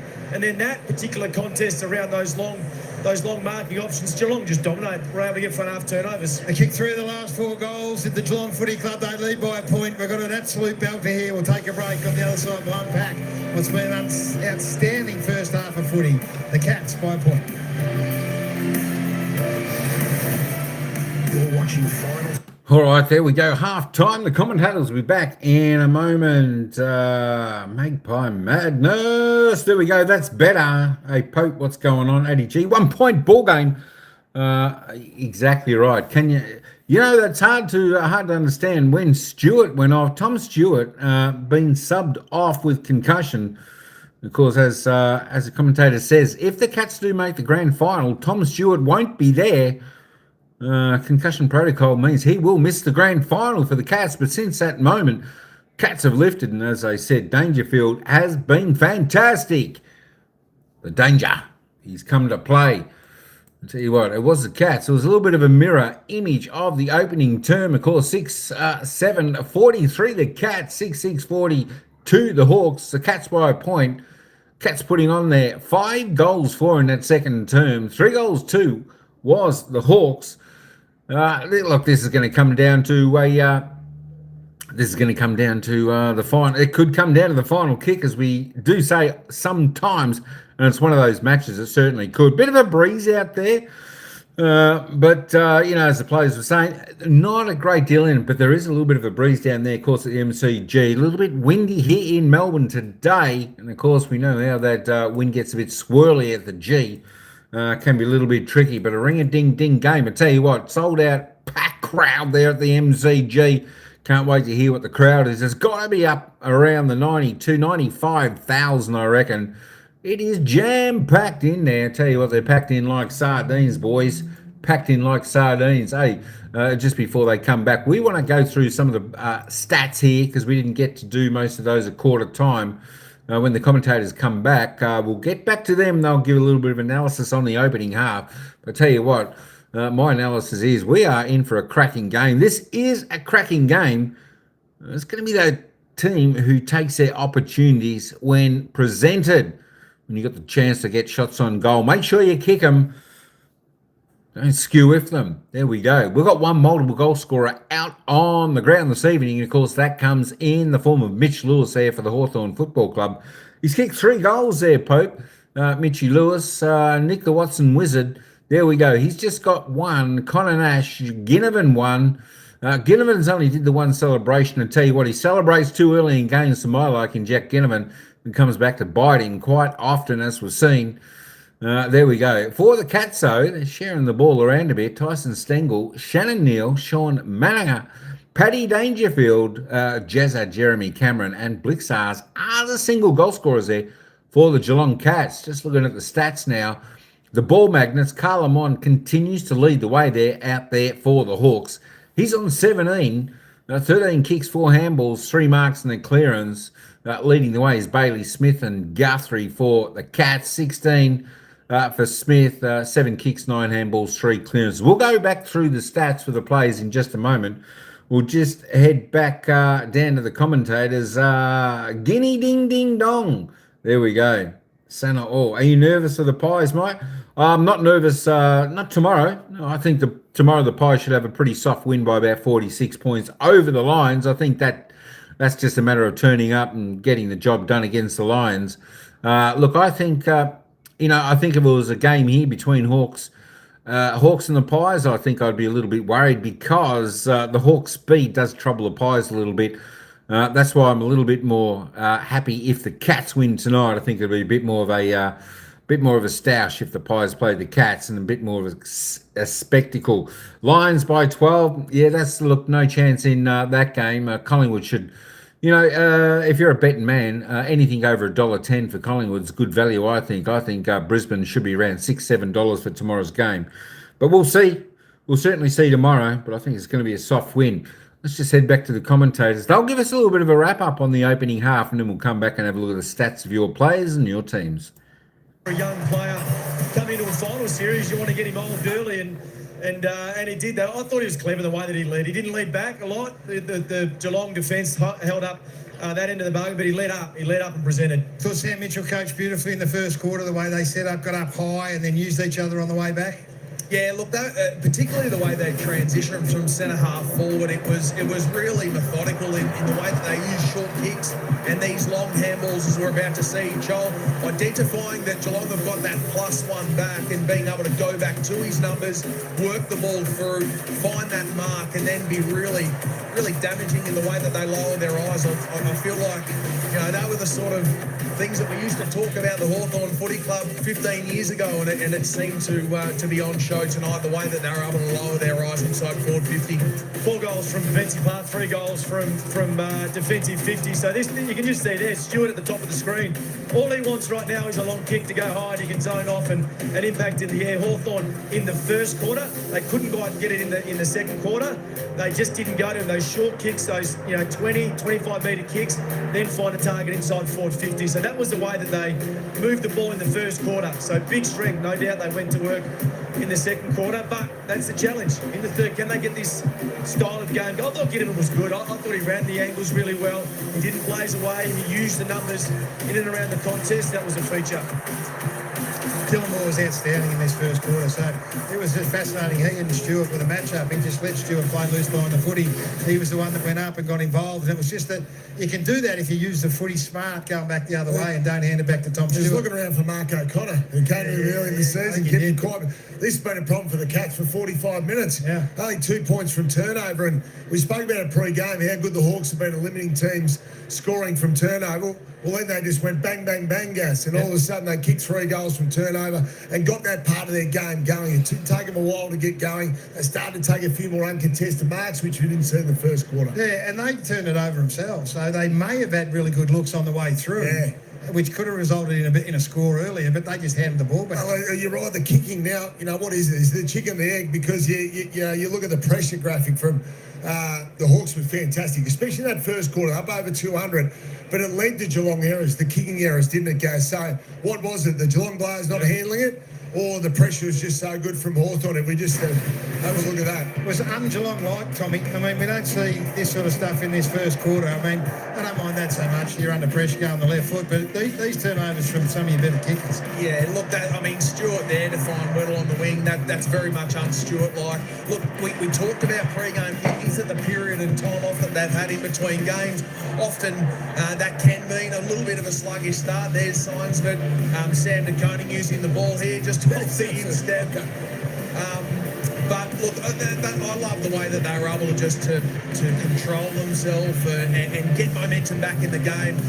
Max took a couple of kick-ins from fullback, whether that's a ploy to get him involved in the game. I thought he had a better finish in that second quarter. So I think they've gained momentum back here. There's another thing, just quickly, guys, that 2 of their most important players, Holmes and Cameron, had no impact until the last 5 or 10 minutes of the second quarter, and obviously Tom Stewart was knocked out. So usually the Cats coach's box does something if their best players are not in the game. I thought Holmes' last 15 minutes were really significant. He started to run and get them going. Cats defence retreating early on? Yeah, especially once again in the first quarter. So I think what Geelong allowed Hawthorn to do is switch the ball, get to the open side, and then really put them in a vulnerable position. So they just gave Hawthorn a metre, half a metre, and they were able to take the opposite. So you see here, Nash, DeConing, all those defenders right there are just ball watching and just hoping that he goes long, they can zone off in the air. And once again, so you can see how much movement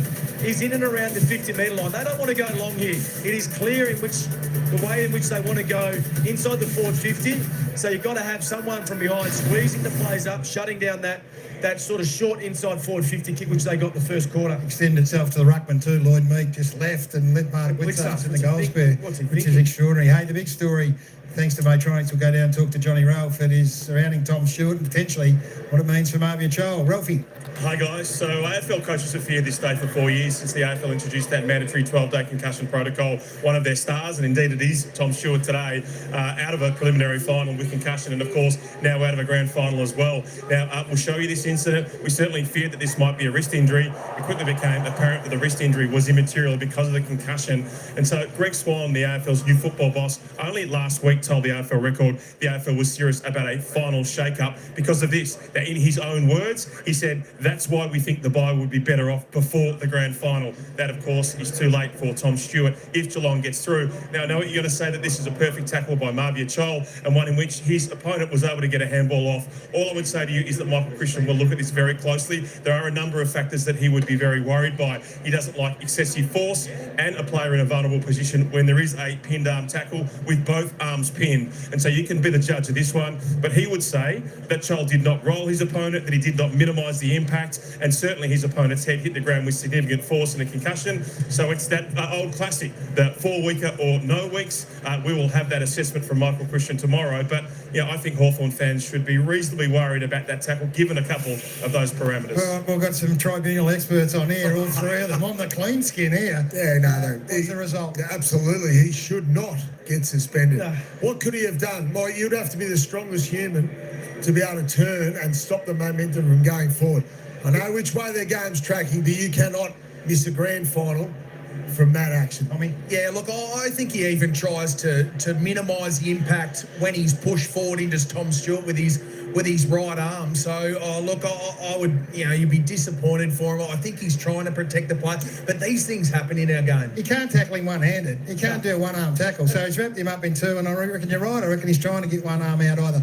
I reckon he's safe. If these three are sitting on the tribunal, I reckon he's safe all day long. Absolutely nothing to worry about. Yeah, thank you. No great surprise. Going to take a break. Not that safe, I reckon. It's us. We might be in trouble. We've got half a footy to find out who's going to play in the grand final. We've got you covered on Fox right here. The day starts early. We'll do the parade. We'll do everything on grand final day. The window will reappear. Grand final on Fox from 10 a.m. You're watching final. All right, there we go. A little bit of a wrap up from the boys there. Some of the commentators, some saying that Chol might be okay. I tell you what, the way the tribunal works, though, Chol did tackle him, had his both arms pinned. Stewart ended up hitting his head on the ground, of course, going off with concussion. As I stated before, Tom Stewart, if Geelong win, will be out of the grand final. Of course, got to miss that 12 days.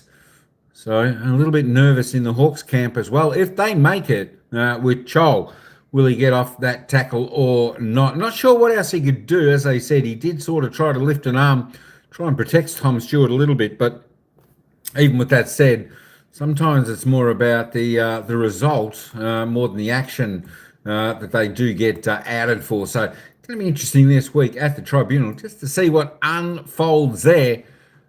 All right, we are only 4 minutes away, folks, from the bounce of the ball for the third quarter here at the MCG. Whereas the Cats leading by 1 point in a ring-a-ding-ding game here in the second prelim final to see who's going to go through the grand final next week. Most likely going to be playing Collingwood in the grand final next week. Magpie Madness. I am super confident tomorrow. I'm more confident that the Pies will beat Brisbane than I was that the Pies will beat West Coast. That's how confident I am tomorrow. Let's get back to the stats here. Let's have a look at your player stats up until half-time. And as we said, Carl Lamont tops the table with 17. Bailey Smith and Zach Guthrie top the table for the Cats, both with 16. Jack Ginnivan, Mouth of the South, there we go. He's on 15 there for the Hawks. There we go, 9 and 7.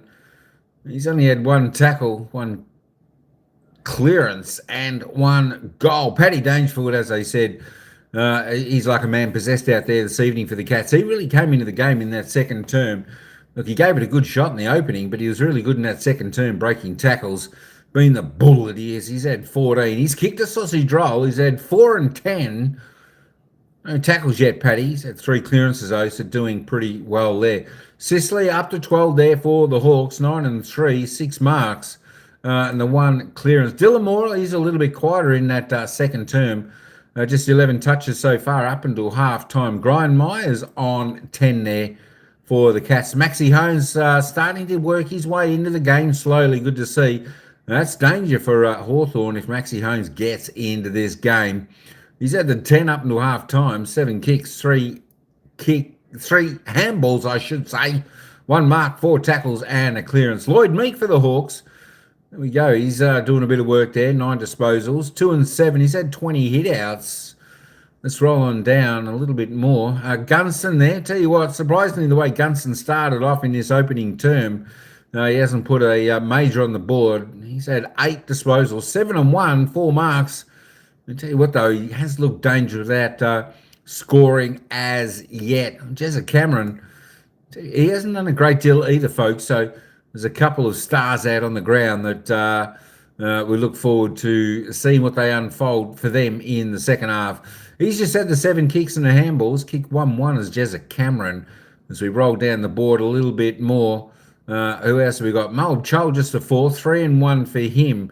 Wardle for the Hawks, just the 2 touches. Kick to behind, 1 kick, 1 handball. Nick Watson, just the 2 touches, 1 kick and a goal there. A little bit like Shannon Neal, the big spearhead down there for the Cats, just the 2 touches, 1 kick, 1 goal, 1 handball. Quick look at the team stats before we head back to them. Half-time, it's the Hawks, +7 in the disposals overall. Of course, looking at the inside 50s, Cats getting more of it. 28 inside 50s for their 13 scoring shots. Hawks, 22 inside 50s for their 12 scoring shots, so they're looking dangerous going inside forward 50. Efficiency 72-71, pretty well standard. Free kicks, the umpires, I tell you what, you got to love this, folks. You got to love it when the umpires let the game roll on in these big finals matches. 7 free kicks to 5, only 12 so far given. That's +2 to the Hawks. I don't know what's going on here. There we go. The hit-outs, the Hawks +12. Centre clearances, the Cats there by 5. Just looking at the tackle count quickly, get down to the tackle count. There we go. Both teams tackling well. Good contested game. 8 tackles inside forward 50 for the Hawks. 10 to the Caddies. There we go. I'm talking a little bit too quick, so I want to get that done because here we go. We're heading back down to the bounce of the ball for the second half, whereas the Cats by a single point. Looks like it's coming earlier than that. Who will it favour? Will it be Hawthorn or will it be Geelong? Hawks kick the first 3 goals of this game. The Cats hit back as you would expect. They have a 1-point lead. It's a crowd pushing 100,000. This magnificent Coliseum. 2 quarters remaining for one of these teams. The other will have the glory of advancing to a grand final. And Patrick Dangerfield has carried a big load, and he does it so well. Gets them in. It carries battle through to Neil. Impey on the job. Kept it away from Manor. For how long will it keep the Cats out of the forward 50? Not too long. Blitzards. Snappy hands to Myers. It's touched. Stengel. Drew them in and couldn't have drawn a picture of an opening goal in the third quarter any better than that. The skill of Tyson Stengel. A 7-point advantage to the Cats. That's his second. He really lifted in the second term. Yeah, kicked 4 of the last 5, Anthony. That's a concern for Hawthorn supporters. And the other concern is number 35 in the Geelong jumper. He was the highest rated player in that second quarter. He started in the centre bounce first, second and third quarter and got the first clearance. Got an issue here with Tom Barras too after that contest. Hopefully just a call, given the way he's trying to walk it off. Just see the contest here. He just cropped. That was a strange reaction. Didn't look to be a contact injury, so it remains to be seen whether he's going to be okay to finish off the game now. Over to you, Hawthorn. 4 out of the last 5 to the Cats. They've asked the question. The wind is whipping across the turf. It was blowing the Oz kickers' goals over and disrupted the plastic furniture during the half-time break. Dangerfield is playing for keeps. He's on the burst. Flops the kick short of where he meant it to go. Oh, gee, the big fella has just turned the clock back here. Danger. Warple. Slow down.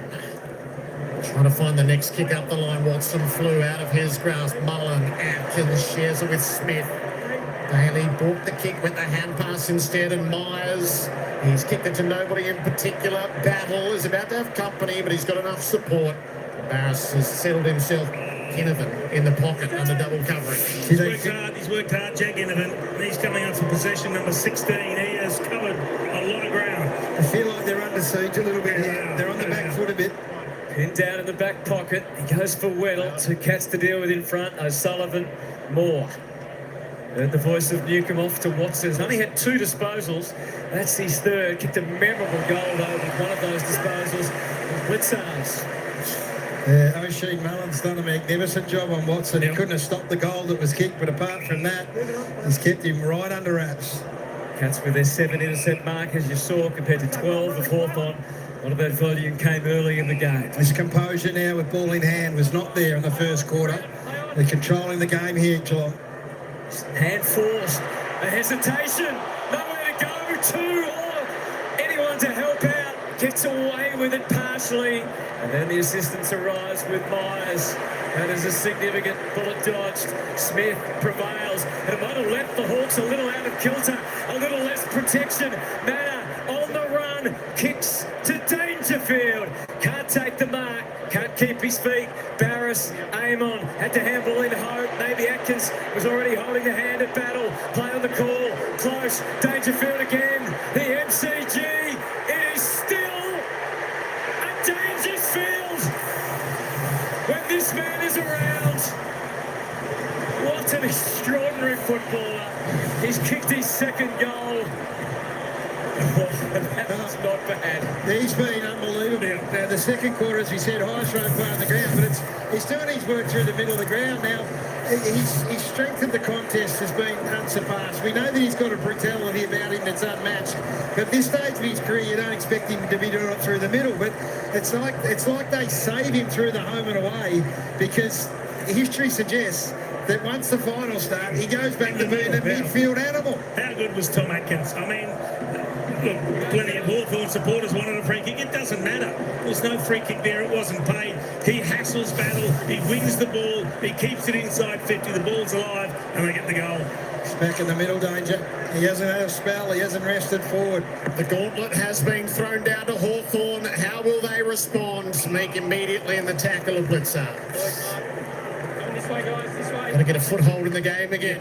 Warple and Ward not getting a lot of the ball, and Newcomb being held by Atkins.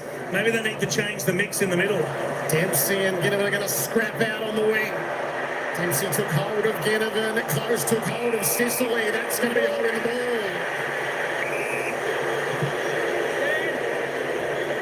The two long sleevers separate. The Hoops with the advantage. And pass to Atkins, who just backs away. Doesn't quite have what he was looking for. Short to Myers. They're just in danger of getting swamped and overwhelmed here, Hawthorn. To give the forwards a little Cameron. Couldn't hang on. Dangerfield wore the full brunt of it underneath. It's all starting in the middle of the ground. I wonder if they need to change the mix up there, guys. I wonder if Watson can go in, maybe even Weddle into the middle of the ground to try and get them involved in the game, give them a look at something different. Dangerfield just drawn to everything at the moment. Dempsey on the outside, screws it around. It's not going to be a mark. Close now realises Holmes is on, and the Cats are red hot. 19-point leaders. Well, they're just under siege. The Geelong had put the foot down, and the Hawks didn't react. The Cats knew it wasn't a mark to be paid. The Hawks stopped. They thought the mark had been paid when it was taken inside the forward 50, and have a look at the lack of pressure. Once this is taken, they all stop. It's horrid looking here, a horrid picture that's been painted. They've been inside 56 times in this third quarter. They've kicked 3 goals. Clearances of forward zip around the ground. 2 centre-bounce clearances, both to Patrick Dangerfield. And they're just they've given up now 6 of the last 7. He's coming off, guys. He's having a rest, Patrick. Well, John Newcomb came off after he tore the game to shreds early against Adelaide. He's doing his, impersonation of John Newcomb's probably given Jai credit that Patrick doesn't deserve. He doesn't deserve after Patrick there, but I tell you what, it has been an unbelievable quarter and 5 minutes. How the mood has changed amongst the Hawks fans. 5 consecutive Geelong goals. Newcomb goes to work. Faulty hands though. Myers to Holmes. Sets Bowes on a path. which gets disrupted. He got leg, did he? Trip, yeah. Yep. So it's coming back. So they're just on this full offensive charge out of the middle of the ground. 3-zip clearances from centre bounce. Little handoff. Time for Bailey Smith. It's a long blast. Boy, it's a wide blast. If they had been able to kick that, I don't think we would have been able to stand the decibels of the crowd. They have come alive. The Cats are on the march. They are just surging forward again. They had their hands on the ball first up. The Hawks, Newcomb had it, but the pressure's too great. They cannot win a clearance or get the ball in their forward half and then try and lock it in. This is one way to get the ball into Weddle's hands and see what he might be able to construct for them. Brings it in long, Meek and Lewis. No mark. Cats have got numbers underneath. Guthrie tosses it back. Stengel didn't mark. Barris called the footy. The difference between that long ball out and the numbers underneath that you called, Jared, we showed you the first quarter. It was a 3-6, I reckon, in favour of Hawthorn. Evened up around the contest everywhere, Geelong. Everywhere. Cats were 21 down early. They're 20 up right now. Manor trying to forge a path. Warple ended up with a charge down by Myers. The hunt is on. Well, he looked up, he had no one to kick to, and he doesn't have that breakaway speed. And the difference between the tackling is when the Cats get tackled, they're still able to get the hand pass out. Myers checks the pass for Cameron. And so you want to talk about the familiarity and you go, okay, what's the Geelong game look like? It looked like anything but in the first quarter. There was Jeremy nothing. Cameron's on the move, and he edged to the onslaught. 2 for Jez. Sorry, Jared, I wasn't watching. I was just marvelling at what's taken place. There was nothing familiar about Geelong in the first quarter, but right now it is exactly what you want from a Geelong. And the Myers kick, that's Graham Myers, not what we were seeing in that first quarter when they just handed the ball back. This is Geelong right here. Pick the eyes out of it, a hole opens up, Cameron spots it in, and then Graham Myers, who's been as good as this as anyone, drops it on a dime. We didn't see that in the first quarter. A lot of Hawthorn players starting to look around, look at each other. They've lost a handle on things. Bottom line is Cats have upped the pressure. As soon as the Hawks get it, they're under siege. No time to make a decision with the footy, turning it over, and then the Cats are just rampant going forward. 6 in a row for Geelong. Multiple goal kickers, Cameron, Stengel and Dangerfield. So significant if the Cats are to prevail. So it is Hawthorn now. They'll have to dig in and just at least slow the Cats down. First and foremost, find a way of scoring themselves, obviously. Holmes to Bowes. Things open up again. Deep to Neil. Barris breaks away at the moment. Had to wait for the bounce. You're never comfortable in that scenario. Plans to reply. A clearance which ends up in territory. 7-zip clearances. They're in control. The Hawthorn defence early, guys. It's not fun playing down there now. The way it's coming in. Backed out by Neil. You can see what he had in mind. Chris Scott in a 10th preliminary final. Sam Mitchell, of course, who led the Hawks to a premiership in 2008 against the Cats. 4-time premiership player, but new ground for him as a coach. Hooked back into play. Big leap from Neil. He hung long enough. More. Jammed it. Awkward for Impey. Well played by Humphries to batter it back in. Sicily. It's Geelong everywhere, but again the bounce could play a part. Blitz halves just hurled it out to Humphries. More. The latest Hawk to be cornered and caught. Quality of tackling has been outstanding from the Cats. The pressure is suffocating. CJ's about to be inserted, looking for some run.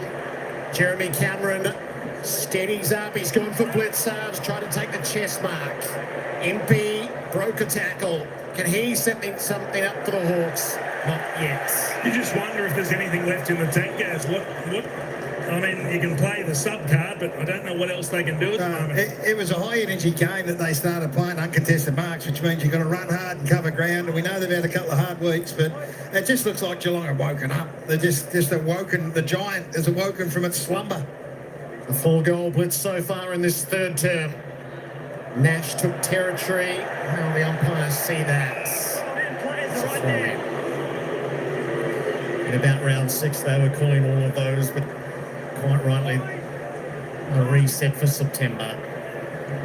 Gee, blink of an eye, isn't it? 26, you look at the margin, you got 26 points. It's crazy. Put the foot down. Hawks haven't been forward for a while. Meek will find more. Prized out a kick, knocked on. Auckland trying to create the play. Blues held up by Butler. They've had 3 centre-bounce clearances for the game, Hawthorn. John Newcomb had 3 in 3 minutes last week. Meek. Watson, is it high? No whistle. Walpole, Sicily, well up the ground. Gunston out of the square. Oh, he takes it. He hangs on. Fine mark. Got the better of Henry. It's against the run of play, but how desperately they need Jack Gunston just to go back and give them that settling kick. It's a 50-50 ball, and maybe again, just the strength, not... He looks okay in a straight line, Henry, but pushing on the side, on the angles, maybe that injury curtailing his effectiveness. He's been one of the great stories of the season. He's done that so many times, over 550 in fact. And the Hawks get the goal. They want the goal they need and cut the margin to 20. And they're about to make that change downstairs. Yeah, made the goal umpire work as he got very close to the man on the mark. I've written it down, so I didn't even watch him kick it. So this is, look, we're going back into the middle here. We're talking about a team that have been so brave, and their centre-bounce work last week was so good, but they're getting slaughtered by Geelong in the middle of the ground, and that's giving them territory into their front half. Their defenders have been under siege. They've got to get some territory back, and it's got to start here in this centre bounce. So you're looking at, so Charles got into the ruck. You got Newcomb. Is it Dylan Moore that's got in there too, just to change it up? So that's a good thing. You've got to do something different here. Butler has been subbed out. Jaff comes in, stands on the wing with Dempsey. 2 thrilling runners in the game. Scholl and Blitzarves go to work. Atkins and Newcomb lean in a test of strength. Dangerfield is lurking. Release the hand pass somehow to Clark. Good body work by Battle. It's that strength we keep talking about. Dangerfield's ability to break tackles, to still get the ball out. Moore made the space. Impey on the charge. Being hunted, tosses it up. Okay. Lovely. McDonald's in the drop zone. It's a great kick. It's no coincidence, guys. You get the ball inside 50, you're a chance. But if you keep losing centre clearances and it goes into the opposite 50, you're under the pump. Yeah, so the saving grace was that Dangerfield again got first hands on it, but it went sideways rather than going back the other way.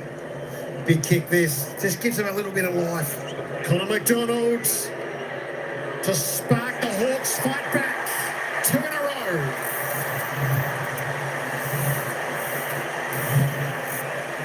Well, against the run of play, but they needed it, and you don't want them to go meekly. They've got to find a way to fight, but it's going to come back to what happens again at the centre bounce. Can they win another centre clearance? Can they build a bit of momentum? To do that, you have to own the territory. Yeah, so, and if you're not winning it, then your back half's got a work to do, which Sicily did a couple of times in the last few moments. You've got Weddle back there that hasn't done too much, so he needs to get the ball in his hands and to run. But you're right, so Watson goes into the middle. I like this. So last 2 centre bounces, there's been something different. Moore went in, now Watson goes in to try and provide a little bit of a spark. So after 6 in a row, the Hawks, a couple of quick ones. Connor McDonald always has something to follow. You can't just kick a goal these days. You've got to add a little touch of your own personality afterwards. Joel out to the wing. Mullen again denies Moore. To Dangerfield, involved in just about everything. De Koning takes the kick now. Up comes Neil. Sicily goes back. The spillage with Martin. Couldn't find a way out. Was it a handball? It wasn't. Stengel, I think, kicked it behind anyway. And the Hawks defending for their lives as they have to. This man knows no other way. Hardwick, who's lived through the tough years for the Hawks. It's all relative. The tough years for Hawthorn compared to some clubs, of course, but he's been superb in this final series. You're defending these uncontested mark chains much better. It's slow. They're not getting opened up. Weddle wanted it down the line. The kick has come in that direction. He couldn't get the fly right, though, and Guthrie wins it right back. It's got to be better than that, Josh Weddle. Yep. You've got to be much better than that. He was the one. The others were smalls. It was his contest to fly for. Guthrie gives the tall forwards a chance to have a leap. Scrimshaw with a determined fist. Nash forged a path Now has to find the link up and does to Chol. Off to Newcomb. They want runners through the middle. Chol was dealt an awkward ball. The turnover came, but Weddle kept hold of Clark. Back it up this way. Back it up this way. Midpoint of the third term. Hawks with the last two. Margin at 14. Joel ripped it out of there. Sets up a chase on the wing. Now, the umpire call this insufficient.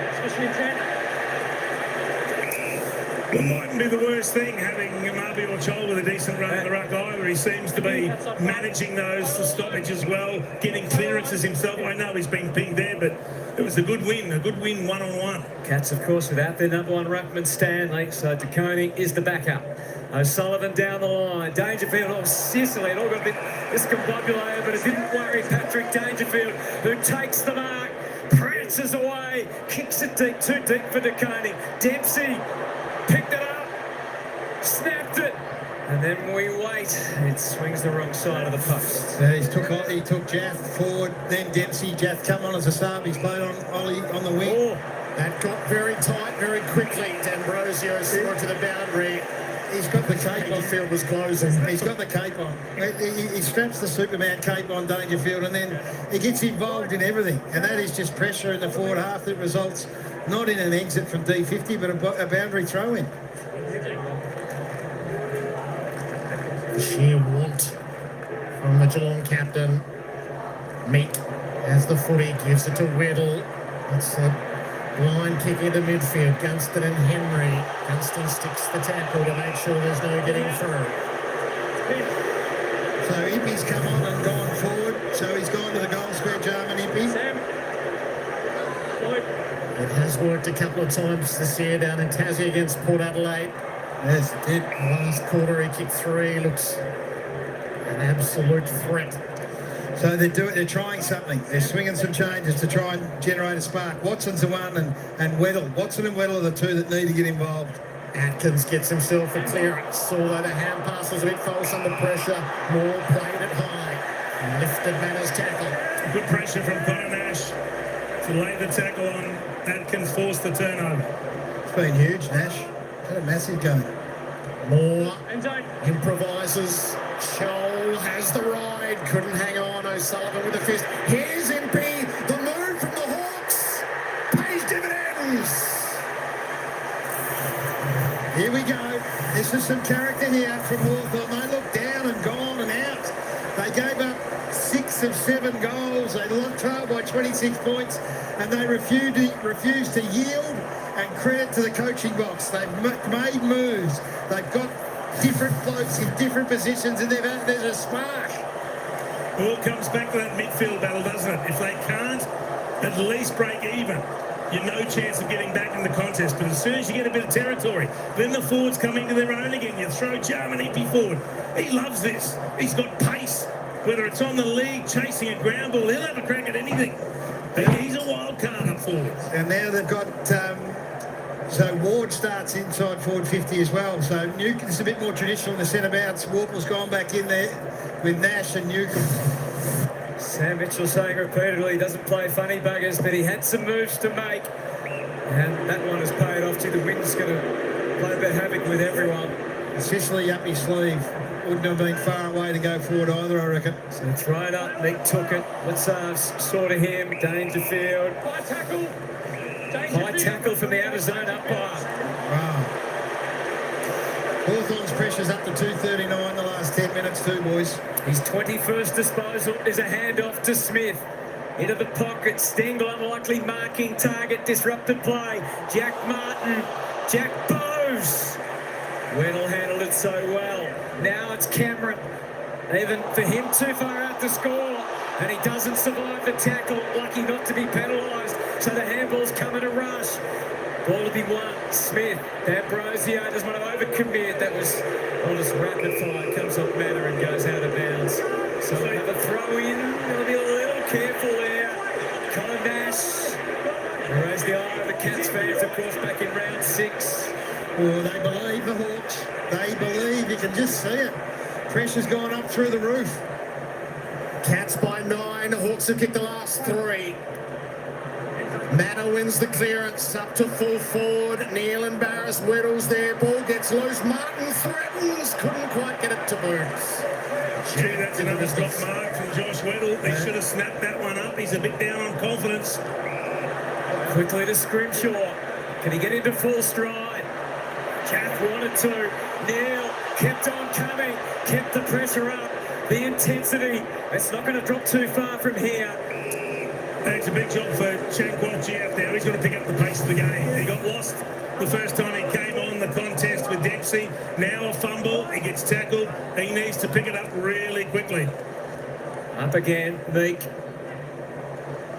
No going forward for O'Connor. Good diligent stuff from Jack Ginnivan. 1-on-1 now. No freeze behind the footy anywhere. They've all got a man. Mitchell still making the moves. Bailey Smith, he had Myers waiting eagerly on the outside, didn't wait for long, towed it forward, through the rubbish, Stengel a handball, Manor more of the same, Dangerfield against the line, Jack Martin, the finish is good! Dangerfield involved again. It's not single-handed, but it's not far off. It is very close, Hutto. He's controlling the game. Well, Matty Dangerfield. The highest rated player in the second quarter, Jace.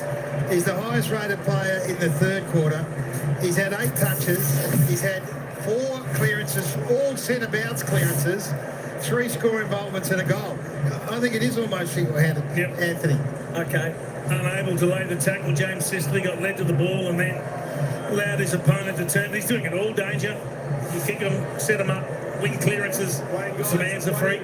There's a great trap by Jack Martin in the end. A one-handed take and a nice finish.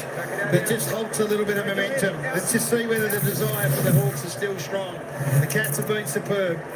16-point margin. Cats kick 4, Hawks kick 3. The Cats with that. That's been the tail of this third term. And we turn back to Hawthorn. Newcomb puts himself at the coalface. Works it away. Meek just about missed his boots.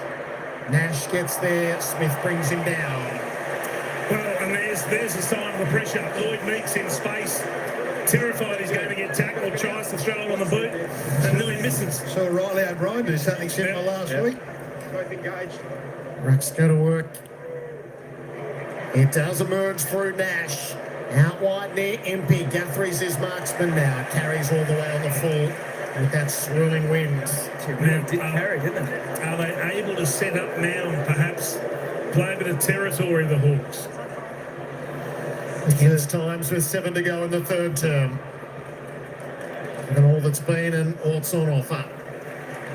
Cameron working down in defence.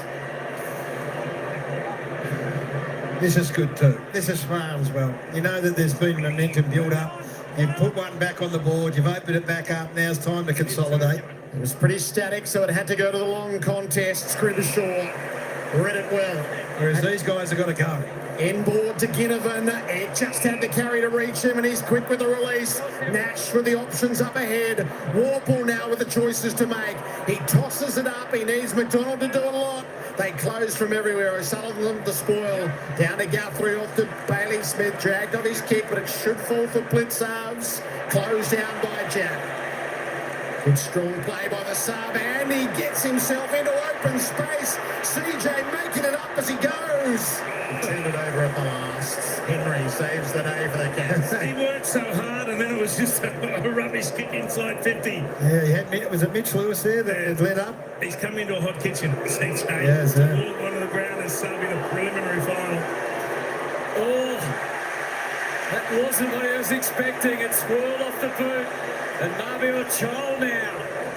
Can he unleash a bomb? We've seen Mitch Lewis with a couple of big ones today. We saw last week this distance out, Jason. It's hard to know. He might have the breeze at his back. Flags are blowing pretty strongly right now. Certainly not a breeze at his back, boys. It's actually into his face. Yeah, you never know. Those flags on top of the scoreboard are often swirling. The wind goes round in circles at times, but this would take something extraordinary. 30 goals, 12 set shots this year. He hasn't faced too many like this. Marby or Chol. Not going to be a goal. Gets everywhere to defend. Ginnivan, Manor, Atkins. Back through all the traffic. Bailey Smith couldn't get onto the boot quick enough. Couldn't control it. Hardwick versus Stengel. Dempsey versus Jath. Warple rounded up, dropped it. Play on the call. Jath next to cop it. Williams a bit lucky, James Warble. It's a Dangerfield tackle again, it was. Yeah. Not sure how he got rid of it. It sits just outside the 50. Hostilities resume. Bailey Smith, wild handball to the Masters voice. Free kick to Dangerfield. Takes off to half forward. Sicily well placed to respond from captain to captain. Scrimshaw's got to deal with a bump ball. He needs a bit of support. He's being chased by Neil determinedly, and now it's in dispute. Battle kept it safe for the Hawks. D'Ambrosio, he's got Ward out wide. He chooses to go longer. Chol. D'Ambrosio on the flyby.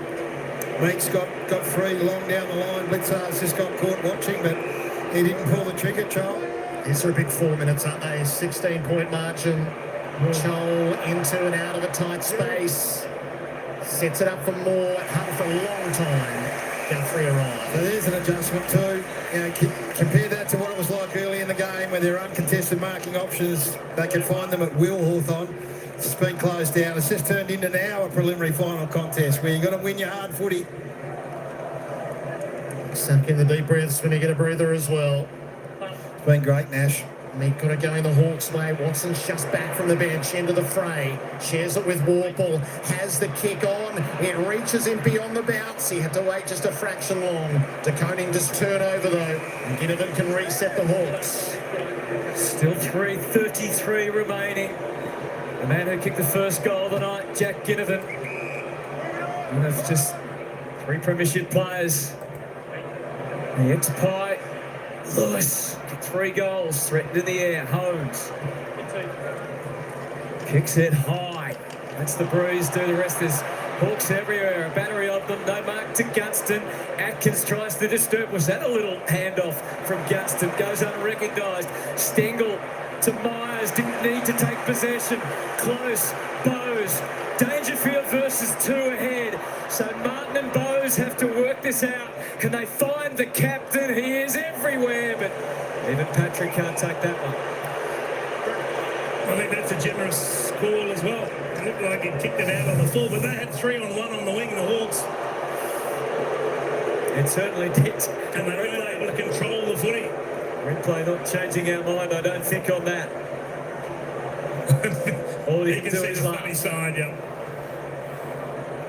Cats lead is 16. Desperate handball out of there again, Dangerfield. Connor Nash is a beast as well. He's played a terrific. It might have been Meek, was it, that laid the tackle, but they couldn't stop him. Up goes Meek. Cameron. Jeremy Cameron's turn to step up and kick his third. He doesn't care about the 100 now. The Cats back into the clear. And once again, the challenge is laid down at the feet of the Hawks. And we know how good John Newcomb has been in all his finals thus far. And I get when you're down, you're trying to get yourself in a contest, you want to take risks. But this is just a flyby. He's just gone full pace underneath the footy, looking for that perfect clearance. Gone. And just you can't play that attacking from that position when there are numbers around the ball like that. 6 goals to 3, Geelong's way in this term. And the ball's back in an area of the ground, Jared, that they've absolutely owned in this preliminary final. 14-3, centre-bounce in favour of the Cats. 88 for the season for Jeremy Cameron. So the Cats got the critical goal in these 9 minutes of the term. There's still 2.5 of them to go. Blitzhouse has got a mind to add to it. He's been harried every step of the way. The good release from Bowes set Holmes up with an opportunity. 2-on-2 up inside 50. Spoils were made and it will get to the boundary. Just keep finding a way when they look like they're going to get tackled. The Cats, that they can release the hand pass.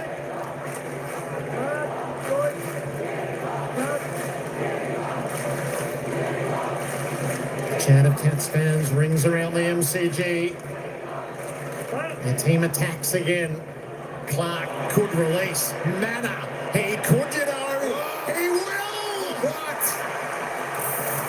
he's a notorious goal kicker at every level. And what a strike as we head to three-quarter time. 7 goals to 3 in this third quarter. They've come out full of intent. They hit the front late in the second quarter. And they've come out here, they kicked 5 goals to 2 from a stoppage situation. They're owning clearance all over the ground. And now everyone's starting to get into the act. This is a magnificent finish from Sean Manor. We've seen some incredible conversions tonight from all sorts of angles and distances. Can they raise an effort again? They got to within 9 points. They kicked 3 on the bounce after they trailed by 26. And the Cats have gone, it's not on our watch. They've gone bang, bang, bang. And it's 28 all of a sudden.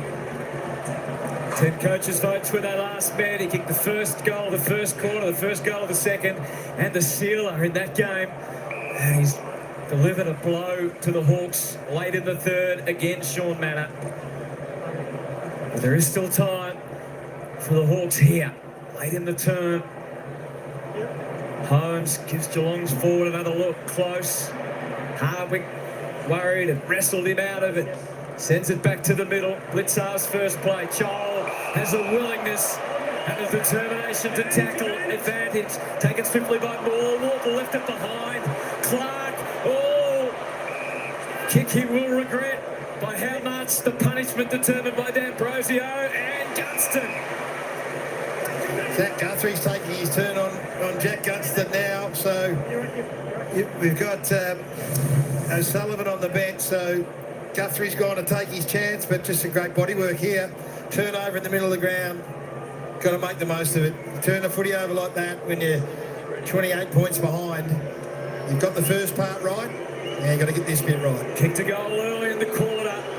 The Hawks again turn to Jack Gunston. For this rare occasion, he's not able to deliver for them. I tell you what, we sung the praise of Dangerfield, and we should. Holmes and Bailey Smith have been running alongside him.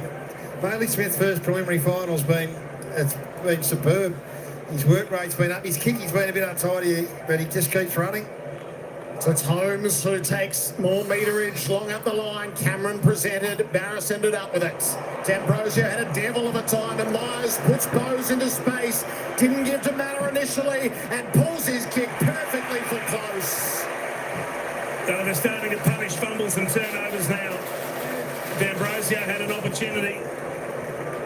But if you fumble in a preliminary final, you will get punished, particularly when you're playing a team like the Cats. There's the fumble. Ball's gone. It's too late now. And look at the composure with the footy. This is more like it. Yeah. This is what we come to expect. They've kicked 32 points from clearance in this third quarter. He has been a little inaccurate in recent times. Brad Close, how he would love a true boot here. Stays as it has been. So that's 4-11 in recent weeks. Off the boot of Brad Close, 28 points. So miss at either end from regular marksmen. The quarter ends, and what a term it was from Geelong. They kicked 7 goals for, put 4 up in no time. The Hawks responded, got to within 9. The Cats steadying. They're without their vice-captain, Tom Stewart. They are 28 points in front. So the first of the grand final is still to be decided. The second will come your way tomorrow on Fox Footy. Who could forget that 2023 grand final? Collingwood and Brisbane again, this time in a preliminary final to decide who will play Geelong or Hawthorn. What a weekend on Fox Footy. All right, folks, three-quarter time. I'll tell you what, the Cats have got 1 foot in the door to the grand final next week. Can the Hawks come back? Tell you what, it looked like the Hawks was going to start and mount a little bit of a charge back there, kicking 3 goals, but the Cats, well, they responded smartly with another 3 goals, of course. 13-11-89. The Cats, 9-7-61, the Hawks. 28 points the margin here at three-quarter time. Of course, the Hawks putting on 3 goals, 1 in that third term, but the Cats, they put on 7 goals, 4. It was a scoring spree in the third term by the Catters there. Tell you what, they're going to be mighty hard to beat. But you know what, folks, let's not just yet ride off the Hawks.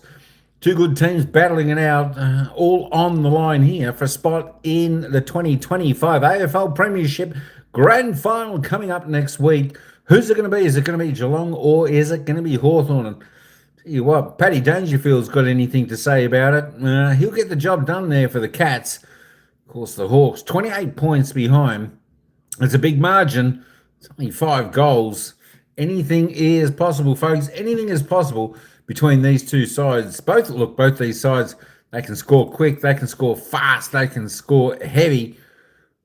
It's going to be interesting to see what happens. Let's have a quick peekaboo at the goal scorers and the top ball possession getters out on the ground up until three-quarter time, because we want to get back down to the ground there. Tech and Magpie Madness. Hey, P. Pepper, how you going? Good stuff. He's going for the Hawks. Good luck. Quarter to go. We'll see how they ended up. Mitchie Lewis tops the table for Hawthorn with 3 goals. The only multiple for them.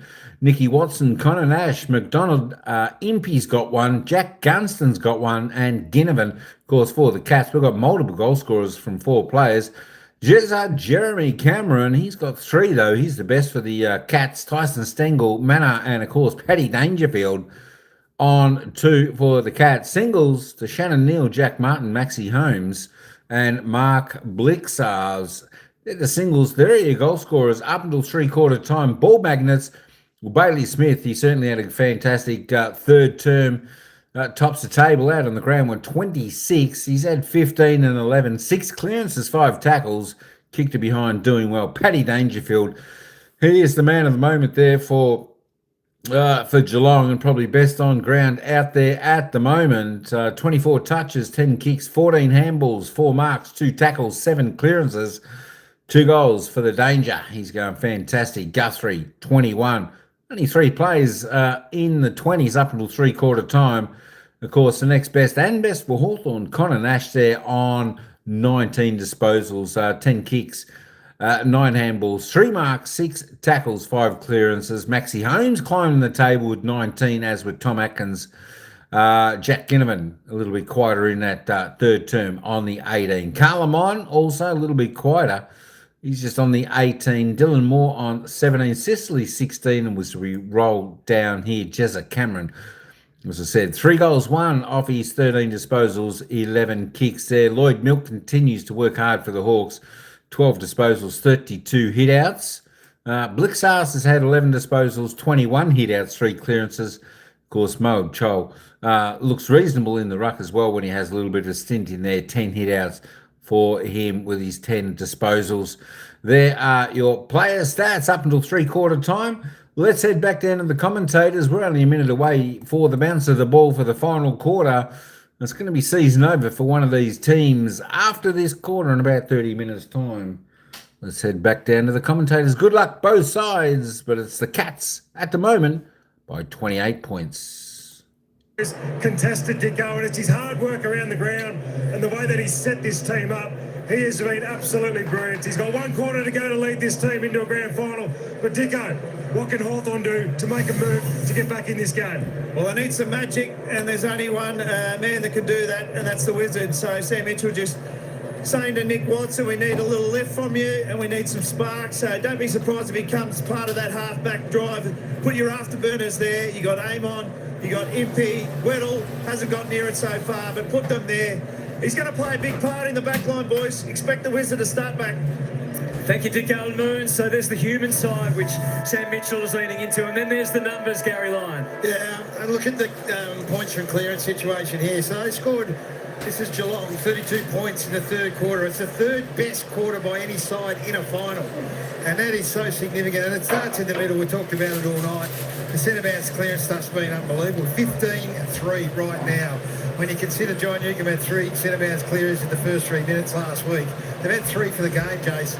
He's been a brute in the middle, has Patrick Dangerfield. But the fact is they've been able to score from clearance at will. Well, they say it's the premiership quarter, the third quarter, and we know Cats are the premiership favourites, and they just put the foot down. They just upped the ante and said, come with us. And very few teams can. Really exciting to see Nick Watson shining in the back line. When you're trying to kick goals, they just need to make something happen off half back, I guess. Yeah, right through his man, and it's just that much to be Brad Close at the moment. They've been brave, the Hawks. They raised an effort, and they got another one in that they'll need to. Geelong are full of running. In 2013, Hawthorn came from 20 points down in that storied preliminary final, so this generation has to go even better than that to reach the grand final. Dangerfield is in and after it again. Didn't quite find Smith initially, so he's in strife. Shoal worked it around to Moore, disrupted initially. Morgan high contact from the marauding Dangerfield. So Hawthorn get the first look. Jack on the shallow lead. Gunston gets himself a leading lane and the kick finds him. I'm surprised that wasn't cut off by the Cats because it was the only option coming up on that hot flag. That's where he gets them. They just maybe went to sleep. Sam Mitchell's come down from the box, so he's down the boundary. He's going to do everything he possibly can, but yeah, you've got to take up the dangerous leading space there. News O'Sullivan didn't get across quickly enough. Kick to goal in the third term. Jack Gunston, the veteran, to start the final term on the right notes. Glorious kick, as he has done for all of his days. So just the first little indication that Geelong have come out of three-quarter time and not ticked the box. They ticked every box in the third quarter. That's obvious to everyone where Jack Gunston's going to lead on that occasion. Jack Henry, we suspect, is probably had a jab in that foot, so he's not 100%. So you've just got to go and take the leading lane away. So you see O'Sullivan's got it. Well, he's got Nash, I suppose. They've all got one-on-one matchups, but even Mullen can go and stand in there, and Impey over the back can get defended by blitzers. But this is what Jack Gunston's done all year, and he's now got 72 goals as a result. The finish should never be underestimated. And is there a little bit of life still? Can they throw another punch here? Well, if they're going to throw punches, it's got to start with centre clearances. Kick 4 in the 2013 preliminary final when they did come charging back. The great John Platten, the Rat, watching on. Out of the middle, Dangerfield is dumped. This will be centre bounce clearance number 6. Sweet. Second guessed himself instead of handing off to Smith.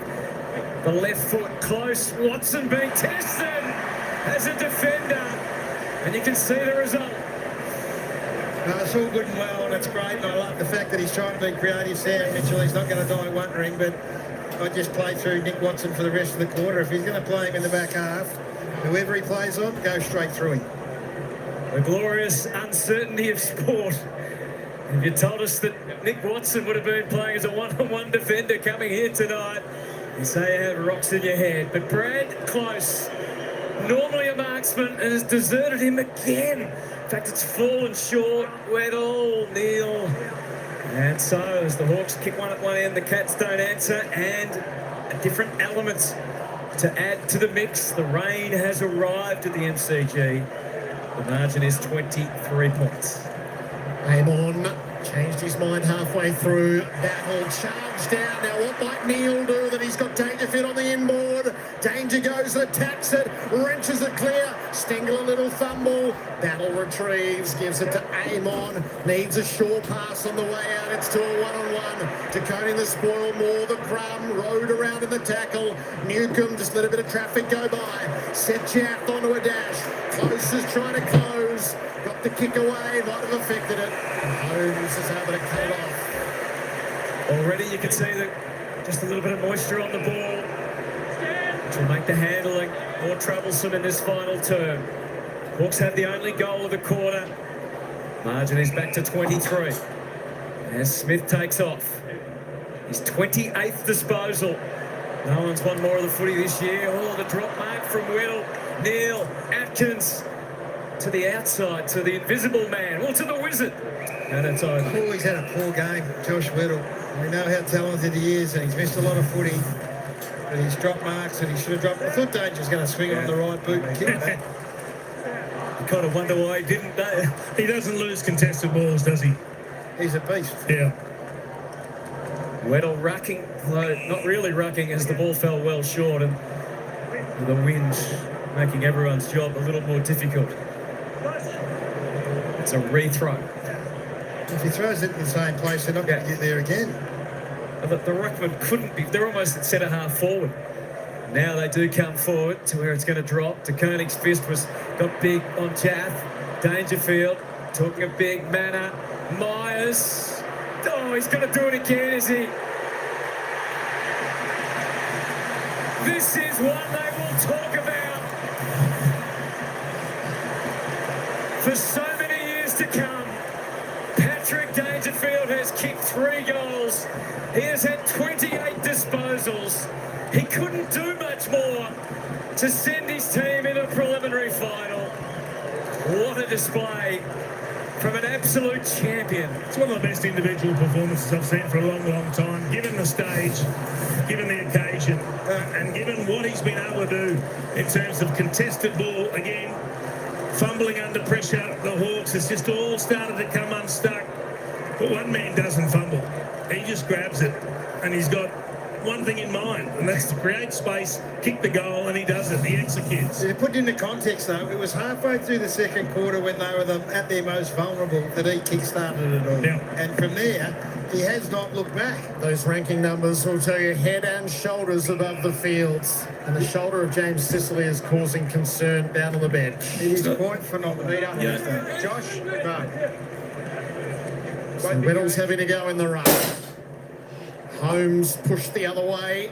Just enough on it to get it to Clark, and Myers delayed the hand pass and kick for Dempsey on the open run. Will it sit for him? Dempsey has footy in hand, balks around Jab, tosses it up. Now he needs Manor in the hole. Neil arrives late. Smith trying to get it off. Dragged off his kick. Weddle brought down.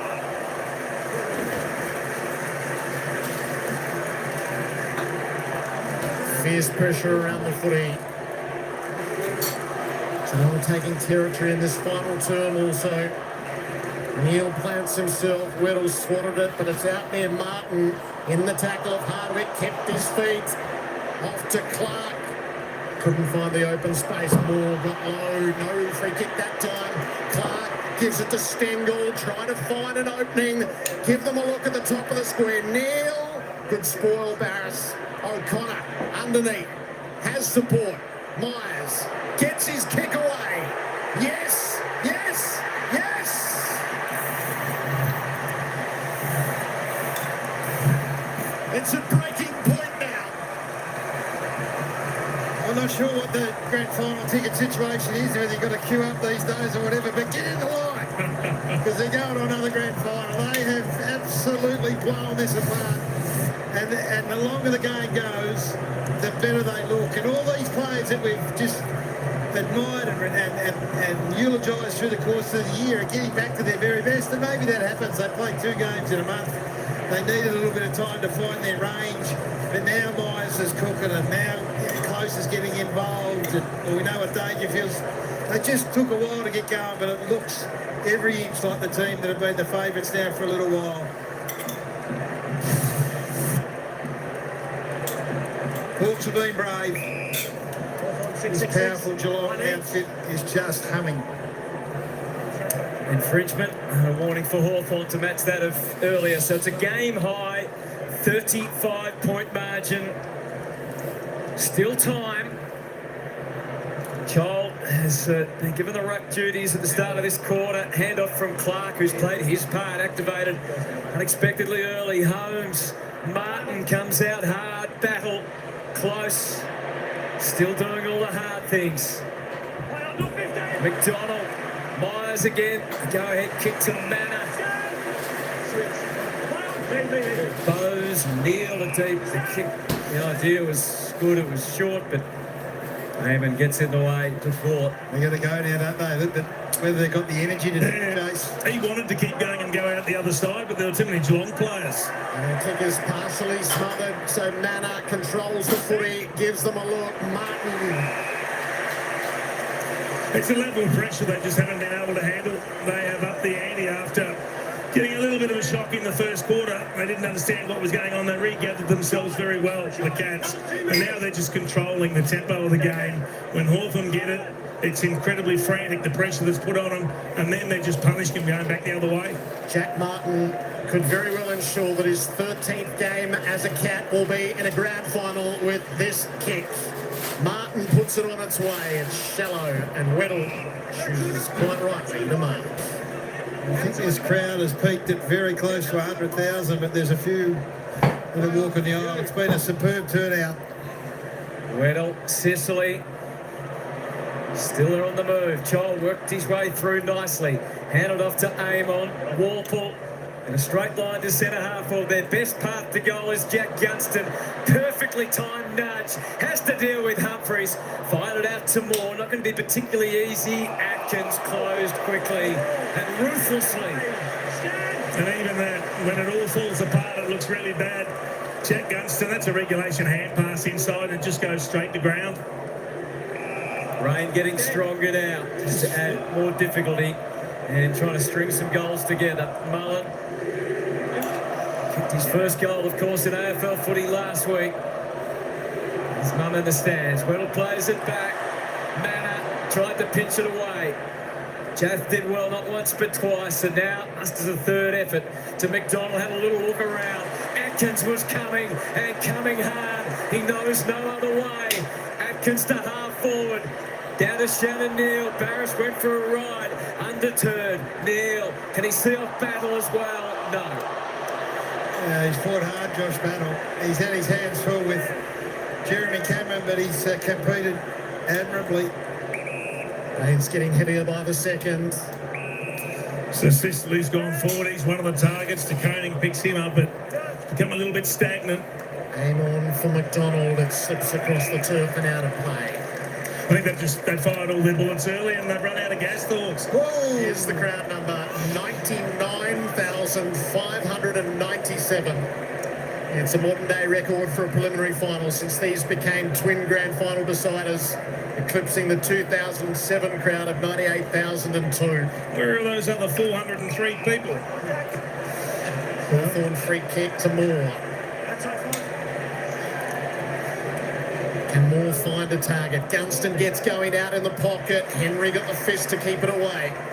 He's fought really hard, Jack Henry, after having trouble with a foot or an ankle early on, and he's been, some really good one-on-one battles against Gunston. But I reckon he's fought really hard to see this game out, particularly with Stewart going off early. Back in the late 60s, early 70s, they'd get 100,000 to preliminary finals when the ground was a bit different. 108,215 in 97. In 1970, I beg your pardon. That'll be high contact again to Moore. Has he allowed the advantage? No, it's going to come back. The goal. Or is it going to go on? How can you pay the advantage now? They waited to see. They've just made that one up on the fly. Dylan Moore with the goal. Well, these are the decisions that umpires want to get right in the preliminary final if they've got an eye to next week. And look, the most important thing from a Hawthorn perspective now is don't just roll over and let it be a 50-point win. Try and salvage something and just be competitive to the final siren. They learned a hard lesson. They wouldn't want to argue and give away a double goal at a final, would they? Well, I think you're entitled to ask the question there. It was a little bit, a couple of bob each way. It's one of the grey areas of our game still, isn't it? The advantage. Went to pay it, but it does give Hawthorn a chance. It's back to 29. Dangerfield returns for Geelong. De Koning continues his little mini battle with Chol. To the outside, Nash and Atkins. A grunt from either team. Chol's a sitting duck for the Atkins tackle. It goes unwhistled, so Nash lugs it off the left. Humphreys left it for Weddle versus O'Connor. There's a hold on Weddle. So the Hawks have been able to put one up. Weddle doesn't take it on, he just tosses it up. Went for Gunston, so Sicily may have gone forward as well. Big tackle from Gunston, and that will be rewarded. He knows what's at stake. The time is the key here, Jack Gunston, so he'll get balanced, but he won't take the full 30. Jack Gunston, no angle too great for a Hawthorn great. 2 in a row. Life, hope, still for the Hawks. Well, it is. Whether or not the Cats have taken the foot off, but again, Sam Mitchell has said we'll throw things around here and have a look. So that forward line's full of, it's got Lewis, it's got Meek, it's got Weddle, it's got Gunston. So it's a different look. And Sicily. And Sicily. and the rain's coming. So he's got the land of the Giants down the forward half. In the wet. And Jack Gunston's laid the tackle, so something a bit different. Go back into the middle, though, because if there's going to be any silly chance here, they got Joel in the ruck. Nash has been great, Newcomb as well, and Moore's having a run. So Patrick Dangerfield, if there's any concern, he'll wander back into the centre. He hasn't gone just yet. 73 for the season for Gunston, outright second behind Jeremy Cameron. Chol tries to win it in the middle, or in the ball the other way. He's played a game, Tom Atkins. He's eclipsed John Newcomb. He's won clearances, he's laid tackles, and he's found the ball. Double-figure tackles and a little move in the middle. Manor couldn't haul it in. Dangerfield had a mind to do the same. Manor stayed busy and crafted an opportunity. He's kicked it out for Cameron. So he's worked his way through 3 or 4 tacklers there, Sean Manor, and still fashioned a kick forward to hit Jeremy Cameron. They just never give up. Look at this, there's traffic everywhere, and he's ducking and weaving and still manages to get an effective kick in forward. 10 tackles, Tommy Atkins. Yeah. No one else on the ground is in double figures except for Tom Atkins. So the Coleman medalists with a chance to guard against something silly. He's kicked 3. All eyes to Cameron, who jabs it near side. 4 goals next.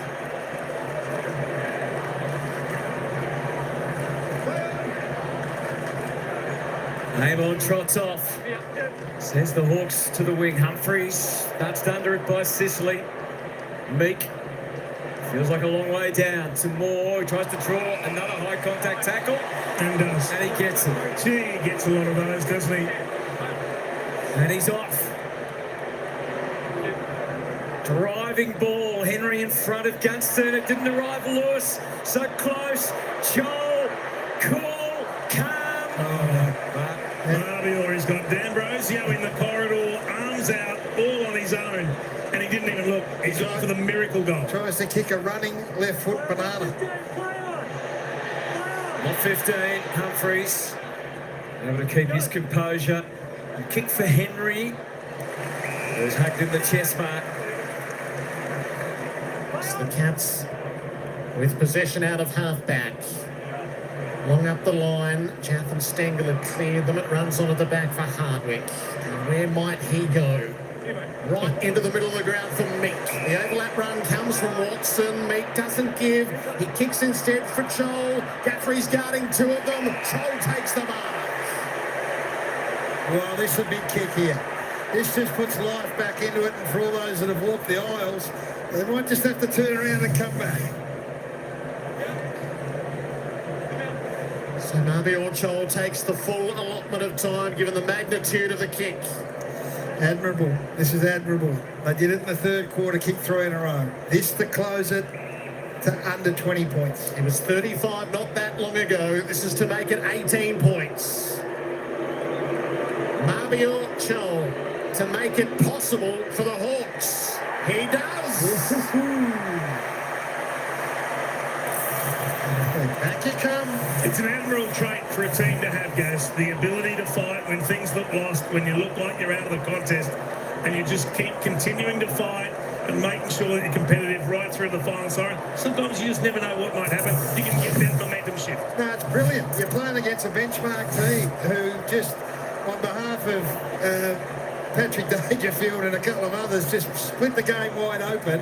And now twice, against the flow and the momentum, they've been able to kick 3 goals in a row to give themselves a silly sniff. So there's time on the clock. It would be as unlikely as I won't say any game this year, because we did see one that no one saw coming, but this is high stakes right now. The Hawks have given themselves a sniff. Back in the middle, Joel with the tap directed down to Newcomb. Didn't have the means to find a teammate. Atkins keeps marching on, more ready for the tackle. Having a darn difficult time trying to control that footy. Took it all the way to the line, and the umpire says, given the circumstances, that's okay. Just had one of those nights, John Newcomb. He got the clearance, and then he's kicked the wrong side of the ball. That's gone backwards. Said the 1 centre bounce clearance for the night. Marbion pushed ahead of the ball. Cats readjust. Weddle rucking. rucking well to win the ball, disposing of it another thing. Try and charge ahead, that time more. The ball flips to Dangerfield. Still, he keeps giving. Cameron, is there a way to go? There's two Hawks in his path. Instead, it's Neil. Top of the goal square. Stengel strikes. Is it the knockout? Stengel's kick 3. The Cats' nerves are steady for now.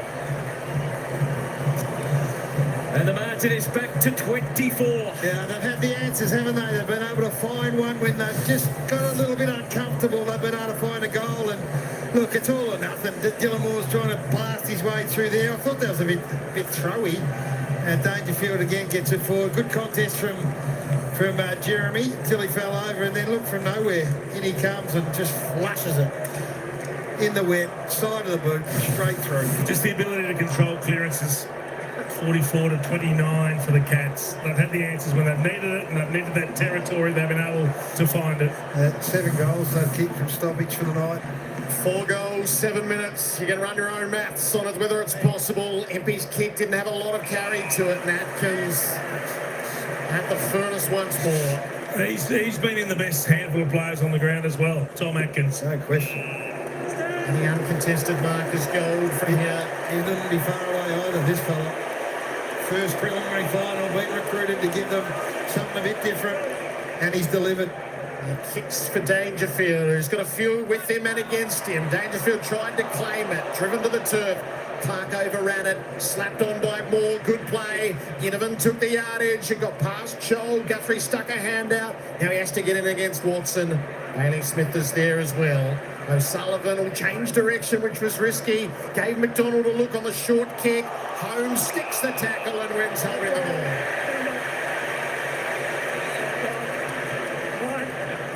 Heads up play out to Stengel.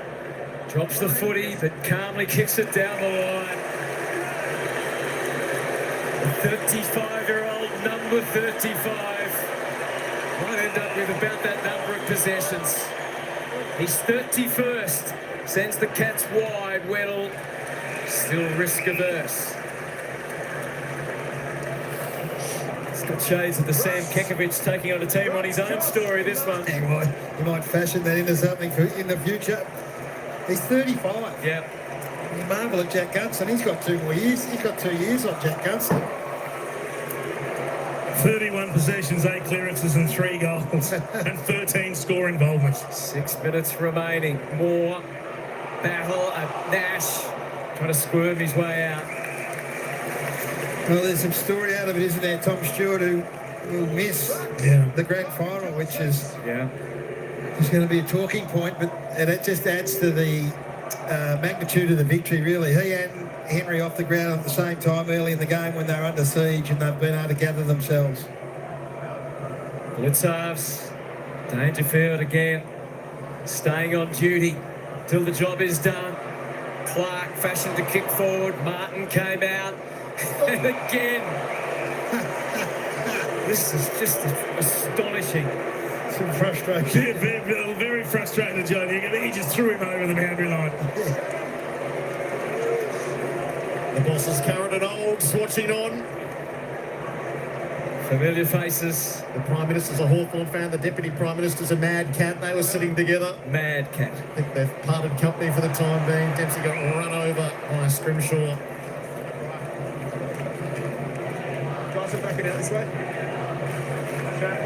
I wonder whether they can control themselves here, Geelong boys. 5.5 minutes to their mind start thinking about next week. Dangerfield's just thinking about the next footy. He is. Way to Myers and off to Neil. Missed his boot. There's no way out there for Nash. Don't break that tackle. Newcomb, good pick up in the wet too and distributes, but caught is Impey. Stengel didn't quite hold him up. Watson just went off the ground as played hooker by Crook for the Hawks, and it turns over. Although Holmes' kick is not much chop, and Avon can set them up out of half back. How will he go about it? Kicks wide. De Koning has the Joel task. I'm not sure who O'Sheen Mullen's going to get a job on next week, but whoever it is, good luck. He's gone to Watson after doing a number on McCluggage in that first final. He's kept Nick Watson to just 5 touches, and apart from a miracle goal, 0 efforts. Yeah, and even that effort there, just it's a kick off the ground that's never going to help. I mean, he's lost all confidence in his performance, Nick Watson, because Mullen's been so good on him. Barris, a yard on Neil. Aim on. Battle takes on the corridor. Just in hope more than anything. Ryan Myers doesn't really need to hurry. Holmes charging forward. He's been running all year. And he drives that one. Perfect kick. And what it is, Max Holmes, he's a story, isn't he, as well? He suffered heartbreak, injured in 2022, that even though he could have played, they didn't take the chance. And then last year again, sick leading into the preliminary final, dominant in the first half. A hamstring, they weren't quite sure, subbed off. And again, but with 4 minutes 16, he might get his chance for true September glory. The Hawks will still have other ideas and ambitions. Myers said, time for a bit of baseball. Oh, yes, there is. Take a photo of that one. Bailey Smith delivers.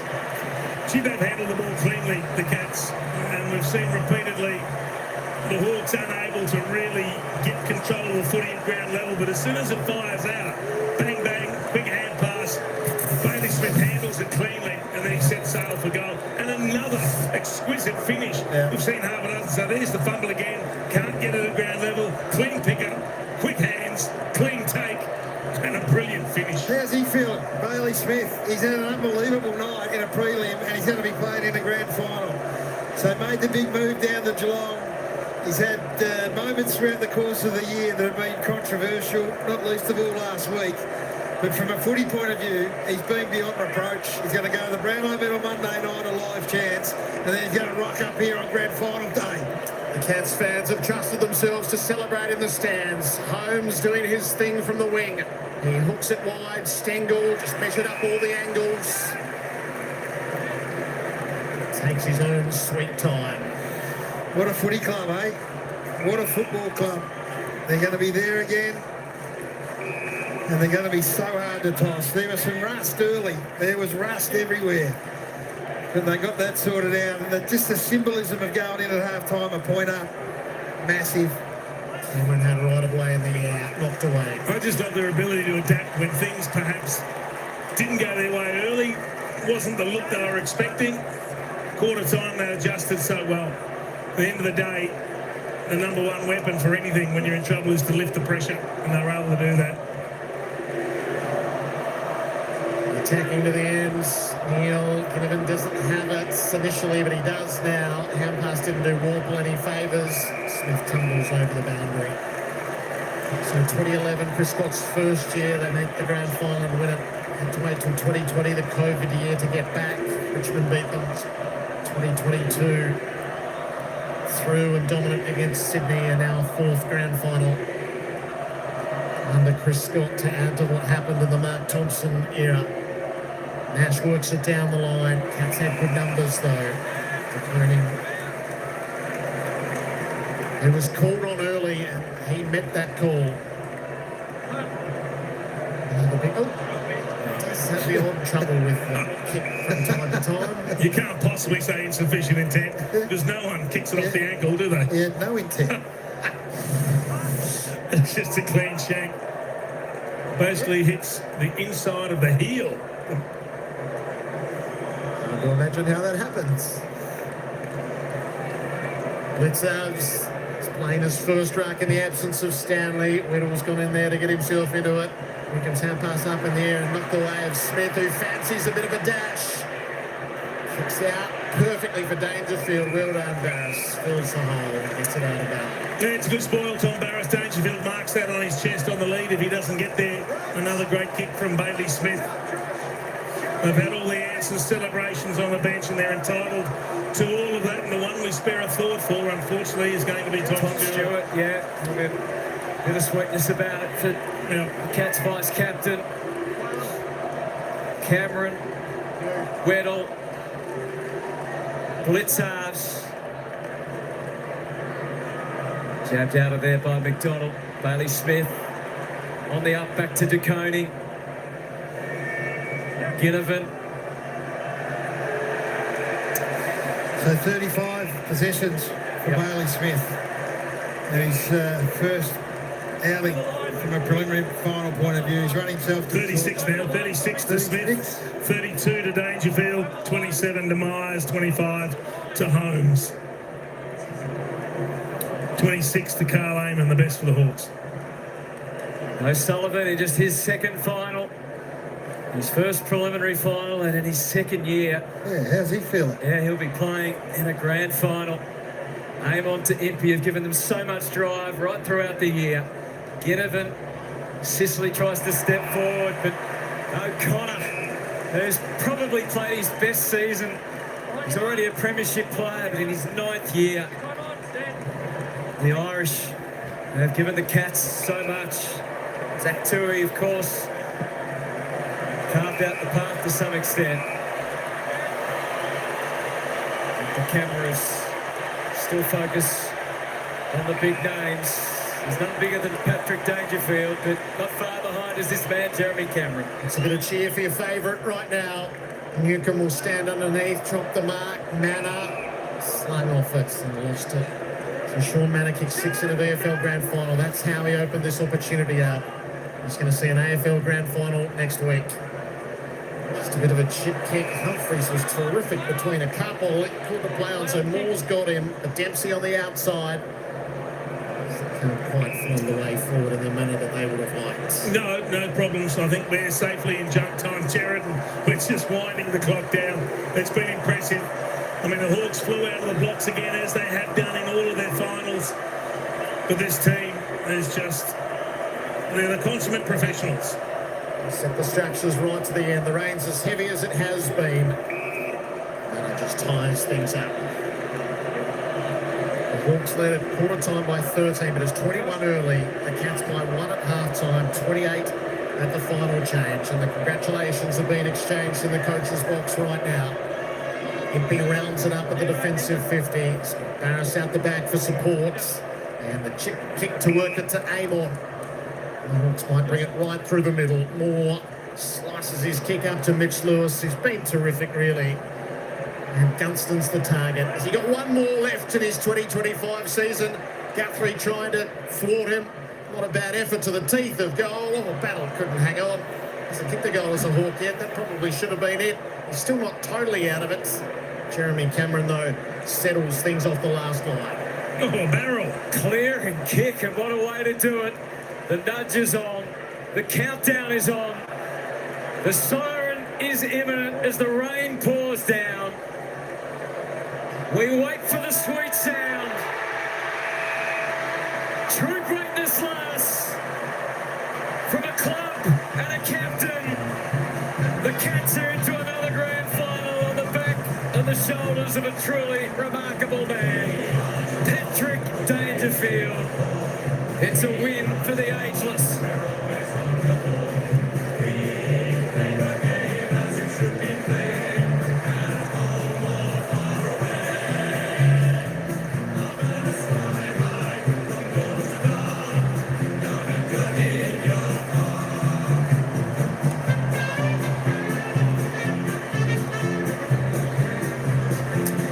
Super impressive performance from the Cats. Led by their skipper, Paddy Dangerfield, an incredibly high-ranking game. In fact, they had all of the top-ranked players on the ground. Dangerfield #1 with his 32 possessions and 3 goals, and maybe Cameron Mooney has tracked him down. Well, no, the Hawks couldn't stop him. You have, Moons. Thank you very much, guys. Well, Paddy, just tell me how you're feeling right now, mate. Nearly 100,000 people here. You're into another grand final. Enormously proud of the guys, Moons. It was a hell of a battle. It had its ebbs and flows. It was final footy, wasn't it? And there's something special about it thanks to MCG. They blew you out of the box early. What was the change in that second quarter? Well, I think a bit of it was self-inflicted with how we sort of turned the ball over across half forward. So a bit of that is a bit of perceived pressure. Their pressure was good, but we weren't as composed in a mid as we'd like. So that was an area that we felt wasn't going to be super hard to rectify. Adjust to the contest and what it is, and thought we did that well. I know you won't want to talk about it too much, but your own game, you put your imprint on that game in that second quarter in particular, and from then on in, I mean, you must be sitting back going, you know, I'm proud of the way you played. Yeah, I think, you know, all our leaders, there's parts that's the talk part, and then the most important bit is the performance aspect of it, and that starts with you, and that's different for all of us.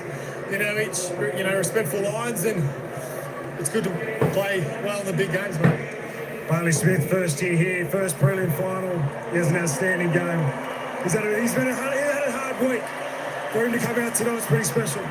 Granted, big fella, he was as calm pre-game, like ready, menacing as he sort of always is, but more focused than I've seen him, and that shouldn't surprise, because if you look at, you know, the history of big finals and how he's played, he's always stepped up, but you know, tonight was extra special for him. What about the way that you've managed yourself this year, playing a lot of forward, particularly early in the season? Come the big nights, the big moments, so back into the middle. Has that always been the plan? Well, I'm lucky with the role I get to play.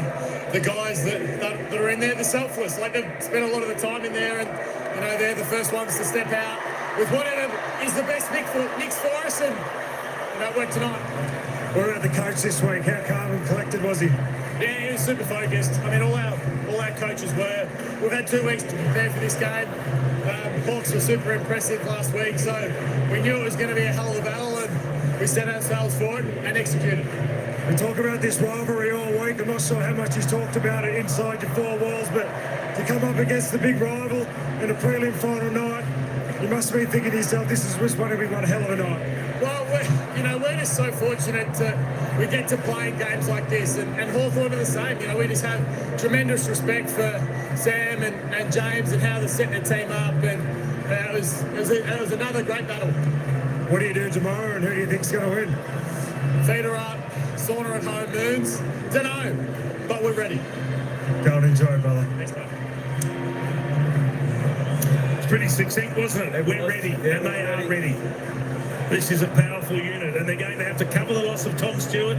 But look, they lost him early in the game tonight. We should just recognise Hawthorn. What a year it's been for them. Finished 8th, as we know. There was such a fine line between 8th and top 4, so they did it the hard way to get to a preliminary final. They kicked the first 3 goals, so they made the start though after, but in the end the Cats just got on top. Yeah, a couple of really big weeks to start the finals, a couple of away wins interstate. I thought they fired every shot they had early on, but this is the beauty of the Geelong Football Club. They take your best shots, and then they resettle. They reconfigure what they're doing. They have a think about it a quarter time, and then they take control of the game. And their ability to surge. I mean, this is a Hawthorn defence that hasn't conceded. 115 points they've managed to put past them after giving a start away. So this has been super impressive. So the Cats through to yet another grand final. Their eyes firmly on the cup. They've been one of the dominant teams and clubs this century. And we know they are there. What we don't know is who Chris Scott and the Cats will play. Chris Fagan, Craig McRae, they know what it's like. They played in a grand final, of course, back in 2023, and if it's anything like that, Jason, it will be epic. It will be. It will be. Look, regardless of who they play, I think we're going to get a great grand final. It could be a repeat of the 2011 grand final where the Cats beat the Pies, or Geelong could play Brisbane, the Lions, for the first time. And no one's got a bigger, cheesier grin than Max Holmes. What a relief it must be for him. Oh, brilliant. He'll have a quiet week on the training track. Just make sure he's true right to go next week. There are interesting side stories all the way through these long football seasons. Redemption and validation and heartache and success. All sorts of things going on. But the Cats have earned that right to enjoy this, to sit back, watch what happens tomorrow night, and then prepare for a massive grand final next Saturday. The final margin was 30 points. And that probably was the bare minimum it should have been, given the way they controlled it after quarter time. It really was. I know the Hawks got back to, 3 goals, 18 points early on, but never really looked like threatening them. It is an incredible record, isn't it? 15 years as coach, 13 final series, a 10th preliminary final, and now the Cats under Chris Scott going to another grand final. There's a lot of clubs watching that saying it's unfair, Hutto. Yeah. They're going, how do you do that? How do you stay on top like that? Yeah, well, it's an unanswerable question, isn't it? Probably Chris Scott has been so pivotal. There's no players left for that 2011 grand final and premiership triumph. And the Cats, this one comes with a little bit extra for their supporters because Hawthorn have been their nemesis over the time. There's some scars from clashes and matches that have mattered, but they've dealt with that tonight. And they've dealt with it with the help of a 35-year-old wearing number 35. He's a freak, isn't he? Absolute freak. Look at the joy from Bailey Smith, the double cobra. He's excited. He's about to play on the biggest stage in the game. What a couple of seasons he's had going overseas to recover from a knee reco and then coming down to Geelong and just settling in, not missing a beat, just coming out and showing us all the qualities that he's got. We knew he could run. With the ability to win the ball, to use the ball, to impact, to fit into this team culture. They've just got 1 more week to keep him out of trouble. They've done it beautifully. And his grandfather, Patrick Dangerfield there. Jack Henry, that'll be the other watch, I suppose. Yeah, he'll rehab it all week. I mean, you don't need any conditioning. You don't need to train. He'll just rehab it. He'll get ready to go. Yeah, there'll be 2 days where he probably won't be able to walk. And then the true recovery begins. Probably put him in a moon boot, put him on crutches, do whatever it is to take the weight off. But they're going to enjoy this one, Hutto. Yeah, they are. And deservedly so. The grand club that they are into another grand final. They gave up the first 3 goals of the game, but they win. Their opponent still to be determined.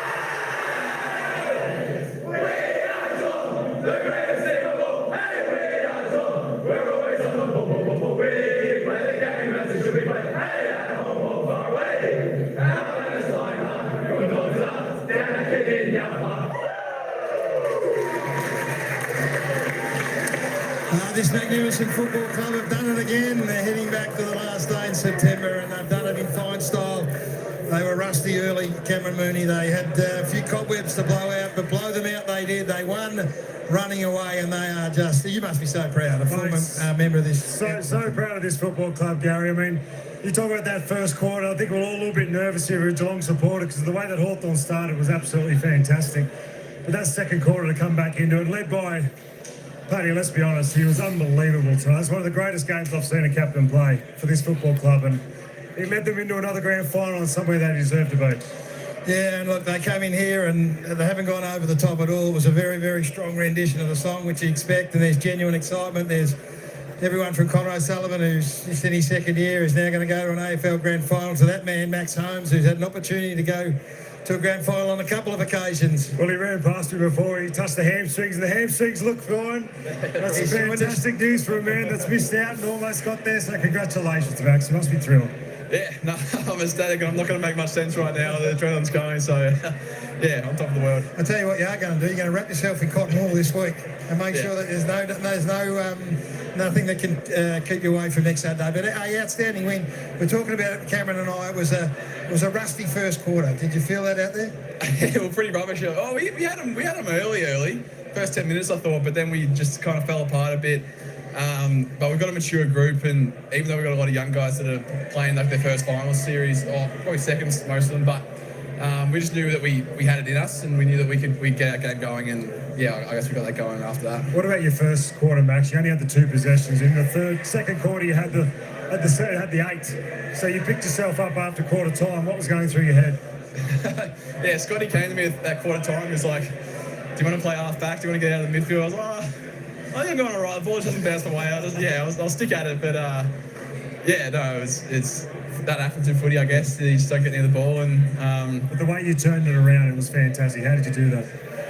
Oh, just block it out. I'm a bit of a space cadet anyway, so I don't worry about it too much. That's a good way to look at it. So I thought there's some symbolism in the fact that you struggled in the first quarter, but halfway through the second, led by your captain, and I'll ask you about him in a moment, you go in at half-time 1 point up, and you haven't played anywhere near your best. Yeah, well, we came in, we're just like, here we go, game's on. And that's what we talked about quarter time, that we knew we had it in us, and we played as badly as we possibly could have, and we were down by 2 goals. at quarter time, so we were pretty stoked with how it was going. And I thought 10 minutes into the third that we'd put them away, and they kept coming. So it was a great fun battle. And let's talk about the captain, because Cam and I can talk about him, and we will, and everyone will, because Cameron just declared it as one of the best captain's games he's ever seen. Well, you're not surprised because you train with him every week, but it appears like finals come around and he says, park that forward 50 stuff, get me back into the middle. Yeah, it was round 24, and he said to us, he came into the midfield group and he was like, I'm coming into the guts. And I thought it was because we're playing Richmond, no disrespect, but I thought he wanted to rack it up a bit in the last round of the year. But he came in and he was amazing in there, and he's pretty hard to stop. He's a thick body to try and get around. So it's amazing playing behind him, and I love this game. Maxie, you've been at this club a little while now. You've walked into a club and it's been a great club. Why is it still a great club? I mean, you got to give credit to the guys running the shows. I mean, Scotty. I went back, and when he first came to the club, the coaches and everyone talks about going after your strengths, and I came into the footy world and I was like, well, I need to get bigger and I need to get stronger. I need to work on my contest, and they're like, put that aside, that'll come. Let's work on your outside game. Let's make it tip top. And I think that's the kind of thing that is a bit different to maybe other clubs. I don't know how other clubs work, but we're ourselves at Geelong, and we're not a loose program, but it's kind of catered to us. I think that really helps. So yeah. You're going to a grand final. Is that so good? Yeah, I mean, I got dragged with 3 minutes to go. They put the cotton wool on with 3 minutes to go, and Brian got up and hugged me, and I was like, yeah, this is it, wow. So, what about your relationship this year with Bailey Smith? He's just sitting over there with his parents. You can tell which one's his family. You've got another mullet just sitting over there. But your relationship with him and your partnership with him through the middle, talk about that. Yeah, I mean, I don't think anyone, including everyone at Geelong, expected him to be as good as he has been this year. I mean, even during pre-season, I was like, it's going to be great, but he's blown me and I think everyone away, and I've loved playing with him. He's worked really hard to fit into the team, and the results have shown. He had an unbelievable night again tonight. Hey, we're going to let you go. What about tomorrow? Will you sit down and watch Collingwood play Brisbane? Are you that sort of a footy follower? Or? Yeah, I'm one of not many. Not one of not many. A lot of boys won't watch tomorrow night. I'll sit down and watch it. It should be a good game. I'm excited for it. We can't wait to see you on the biggest stage next week. Well done, mate. Thanks. Well done. Who's Max Holmes, Jared, who's, I would imagine, Moons is a couple of times there. He's thinking, am I going to get back? Well, when you play at Geelong, you're a fair chance. They're that good. Up to you. There'll be a bit of relief and excitement in all of that for him. So Geelong by 30 points in the prelim to book a place in the grand final. Tom Hawkins, you should have right of way here. You've watched your old club do it again. Yeah, amazing just to see them perform again on the big stage and challenge too, which is, I think, the most pleasing part for the Cats and Chris Scott. But I just love the performance of the leaders. Cam touched on beautifully Danger's impact, but I love Blitzarves, I love Myers, I love Cameron. The list could keep going, but I thought when the whips were cracking, when they needed their leaders, they stood up, and they'd be very happy. I think there'll be a few sore bodies, but they'll rest and recoup, and look forward to next week. He's just happy he gets more access to grand final tickets and a lot more functions around town. He's on demand. What did you think, Jonathan Brown? I know, it was very impressive. Yeah, early on, Hawthorn were very good in that first quarter, weren't they? And Geelong were a bit off their tucky, they felt the pressure of Hawthorn. They were making skill errors. But geez, they were fierce when they got going again. Cameron was really quite early. Holmes was really quite early, and so was Dangerfield. They all flexed, didn't they? And Danger, that's one of the great finals performances I've ever seen. Now, we've seen a lot of them from Danger, but it's starting to look a little bit like 2022, when he's just timed his run beautifully and he's just hit peak time of the season at the right time of the season. So he was the best player in the preliminary final of 22, and then he and Isaac Smith, it was sort of choose your own in the grand final. He won the Gary Ayres medal that year for his finals performances, and here he's done this tonight. Yeah, the grand final performance of 22 is very much underrated. I think he was our most important player that day, so he was outstanding. I got flack for giving votes in the 95th medal. He was unbelievable. The way he impacted the scoreboard, his goal assists. I think he had the record number 5 or 6. Scoring involvement. Direct score assist. So goal assists, I should say. So amazing, and he just manages himself so well now. He understands his body and paid off. All right, we'll keep going, Geordie. Just keep your powder dry for a tick. Let's head back to Gaz. Thanks, Jared. We've got a man that leading into this game, we're thinking, could he play ruck? Could he play on John Newcombe as attack? Could he play on a wing? Could he play centre forward? Probably did all of that, Mark Blitzars. Well done. Mate, yeah, thanks. It's an unbelievable game to be a part of. And you're going back to another grand final. Can you believe it? Not really. It hasn't sunk in yet. It's amazing. They're hard to come by. You never think you're going to get here again, but that's always the goal. And to be playing in the final week of September in the league, it's pretty special, and we definitely don't take it for granted. Let's talk about the game. That first quarter, we've spoken to a couple of guys about that first quarter where they felt like they jumped you. The second quarter, you turn around, you go back into half-time, 1 point up. What was the change? We knew there was going to be ebbs and flows in the game, and Hawks are a great side, and there's going to be momentum shifts. So we spoke about that pre-game, to just have the composure and stay calm in the moment. Obviously, Stu and Jack going down that first quarter, I thought our defenders had some steely resolve to just not let 5 or 6 goals go, and then that could be the game. So really proud of the backs in that first quarter, and then to have that composure and get the game back on our terms, it's a credit. Lloyd Meek's been fantastic for Hawthorn, so you have to prepare for him. No Reece, I'm not sure how close he got. But what was it? How did you go about playing him? You got forward there at one stage and kicked the goal, which was great, but what was your plan? Just to keep mixing it up, not let him get comfortable with just knowing what I'm going to do. So my goal is just to make an effort up here and then try and get to the ground level stuff. And if I can stop him from having 20 hit-outs to advantage, that's worked well. But he's a much improved player. He's had a great season, so I really scouted him quite heavily, and I thought trying to get forward and get the run off him might help him. Blitz, you've played as a tagger through your career at times. Let's talk about a couple of them. O'Connor, let's talk about O'Shea Mullen, the job that they did tonight. It's unbelievable.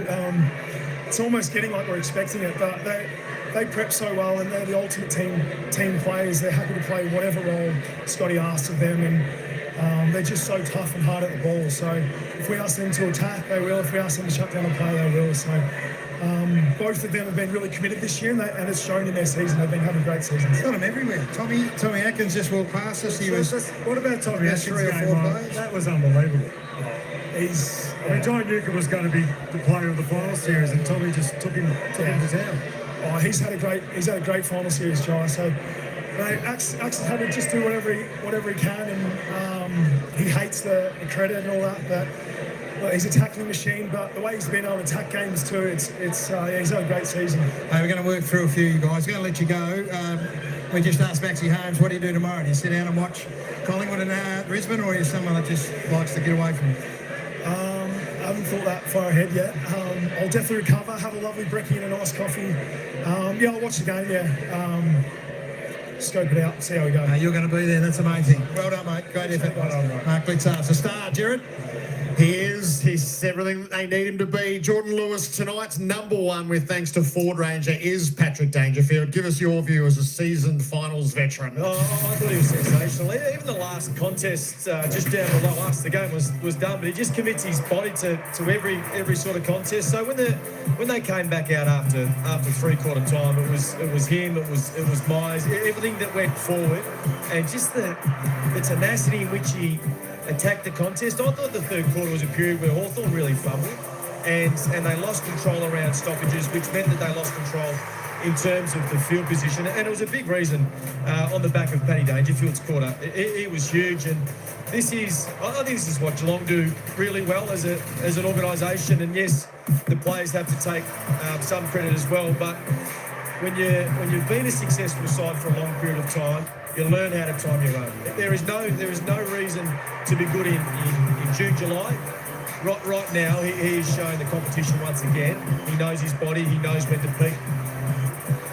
And that's been one of the mantras of Chris Scott all the way through, Tom, hasn't it? Yeah, and that would have been spoken about internally through different parts of the season. So it's pre-season, start of year, middle, and then the back half, that they prepare themselves and they get after this time of year, because it's a privilege to play in, but they just continually put themselves in the position. But the interesting part on Pat, I felt like he played more midfield time, but he only played 25% through the midfield, which the impact he had in that short space was huge. 15 centre bounces, though, is a decent number. It's a lot more, a 6 centre bounce clearance, but 15 centre bounce attendances, Geordie. Yeah. That's well up on his normal number in home and away season. I think they wanted to get some speed and maybe flick a few numbers through there, but he hasn't lost a metre. He's low centre of gravity and clean. The rain came down sort of late in that third quarter, early fourth, but I tend to agree with Brownie. I know it's maybe a bit of recent bias, but it was a huge game from him. Bailey Smith had a great final series in 2021. He kicked 4 goals in the Bulldogs prelim against Port Adelaide that year. So he's been so good as an addition, and tonight he did show his He's got a Hawthorn both times, hasn't he, Jared, this year? So about 630 metres gained in both games. Second ever Geelong player to record 35 plus disposals and 600 metres gained in the final. So historically, great numbers, outstanding. And Tom spoke about a pre-game, what he's added to this club, along with Max Holmes, and it's a rare combination. Not many teams have that combination, and he's obviously been unbelievable and would have been a lot better than Geelong expected. Even in a dream scenario, I don't think the Cats were expecting this. No, certainly not. I think we heard Max Holmes mention that in the rooms just before. And the impressive thing is, first new club, I've always marvelled at players that have been able to go and have an impact at their new club straight away. To be, one of the Brownlow fancies for Monday night, it is quite an incredible season for a team that's going to play off in a grand final.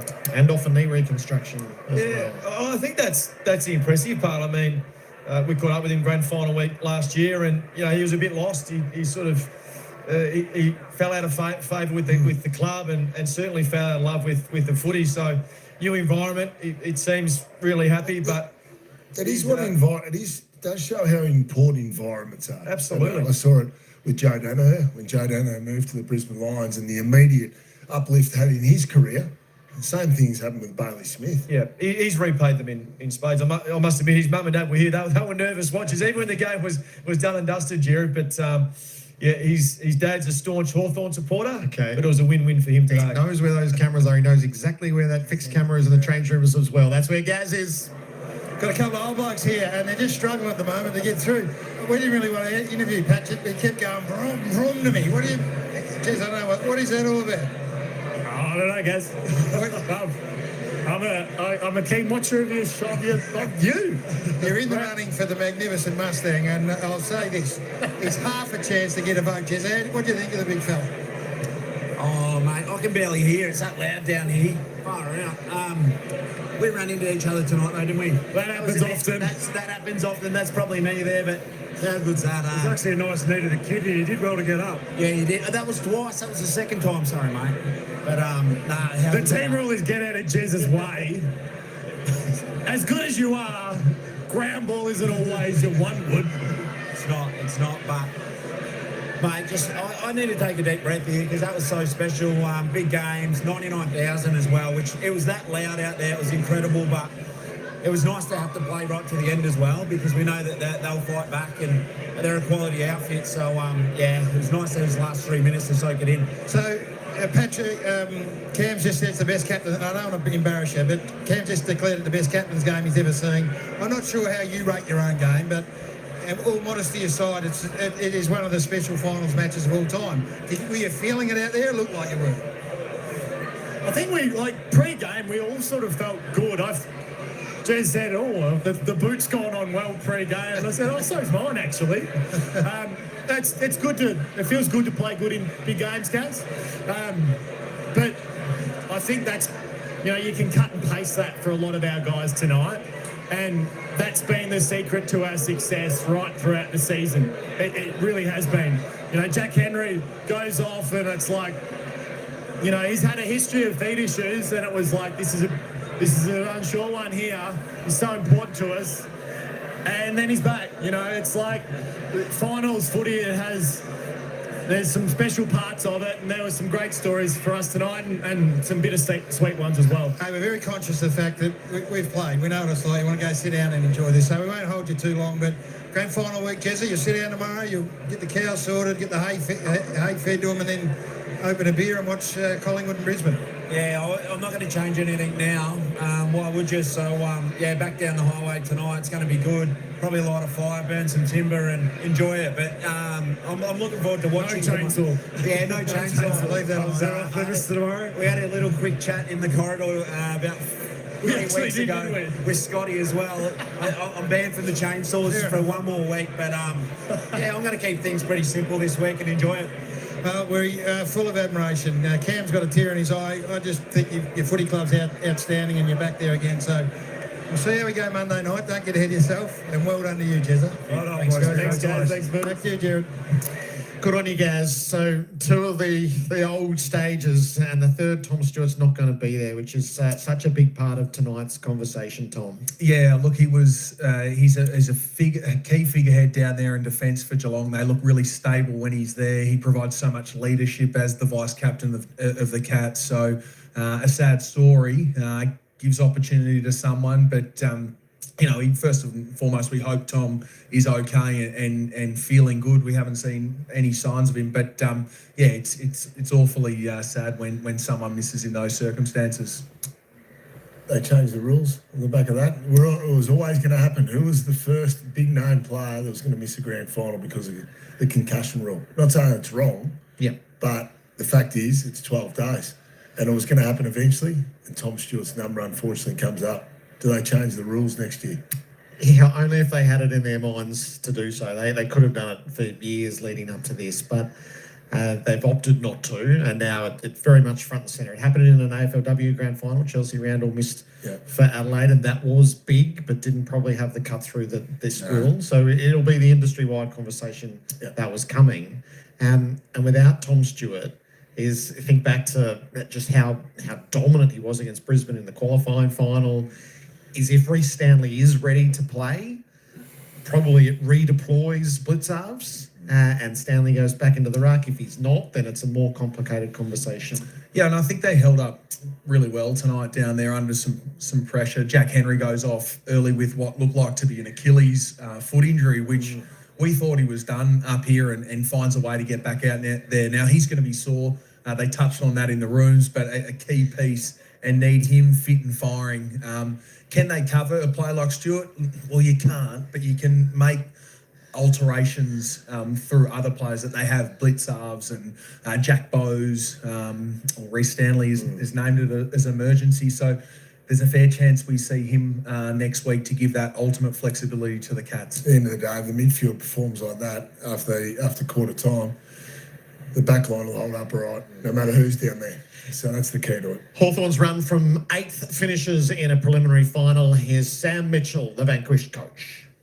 The things you're proudest about, not only that you could have started better, really, got it right on the front foot, but like several times it looked like they were going to roll over you and you found a way to keep hanging in there. Yeah, we've done a lot of work on just handling situations, and being able to perform at our best regardless of where you're playing, conditions, opponent, all those things. And I think we've proven that we've made huge gains in that area. I didn't think we lost the game from mentality. I don't think it was a mental loss. I think we handled their pressure, we handled their moments really well. Sometimes they were just a bit too good. Certainly ready for Dangerfield to retire. We just had no answers for a couple of things, but it wasn't a mental skills thing. It was just not being quite good enough on the day, and we're pretty raw in our journey. First time most of us have been here, and we'll be better for it, but it takes a lot of work to get here. So when you say you'll be better for it, is the improvement just going to be one of experience, or do you feel like there's structural things or personnel things that you still need to improve? I think every club's working on all those things. The game doesn't stand still for anyone, so if we play exactly as well as we did this year, we probably won't make the 8 next year. So we've got work to do, every club. 15 clubs now finished, so everyone's getting to work on how to improve for next season, and we don't get to start where we finished. We start, back at ground zero, and we've got to have plenty of work to do like every other club, and being able to handle these big moments, and I think we take some. I think come out of this game we can handle the big moment. You know, I thought there was nothing they did where we were overawed by it. You know, I think both teams had some moments that they would do differently, but they were just a bit too good for us in the end. Is that third quarter probably the more decisive moment of the game, given the clearances numbers were just out of control, stoppages, scores from stoppages, just all one way in that third quarter? Was that probably the defining moment of the game, do you think?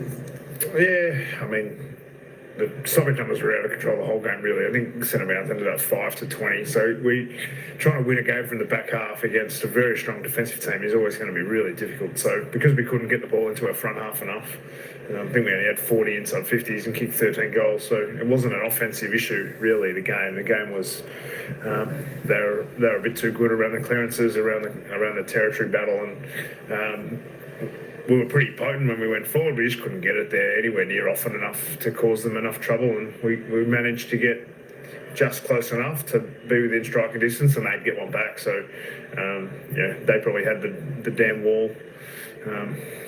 Just we couldn't quite hold up for long enough to put ourselves into that winning position, which, clearances were an issue. Sam, you touched on Dangerfield, age 35, 350 odd games in. What was that like from your perspective to watch a guy like that on that stage? How tough was it to coach against him? Well, I mean, I think he kind of plays the way he knows what matters. You know, he's not worried about his numbers. He doesn't worry about, being best on ground every minute of the game. I'm sure he did that for about 10 years, and now he knows the moments where he needs to get himself into the game and do something that is very, very hard to stop. And he's just a bit too powerful a few times today, and a bit too dominant for us.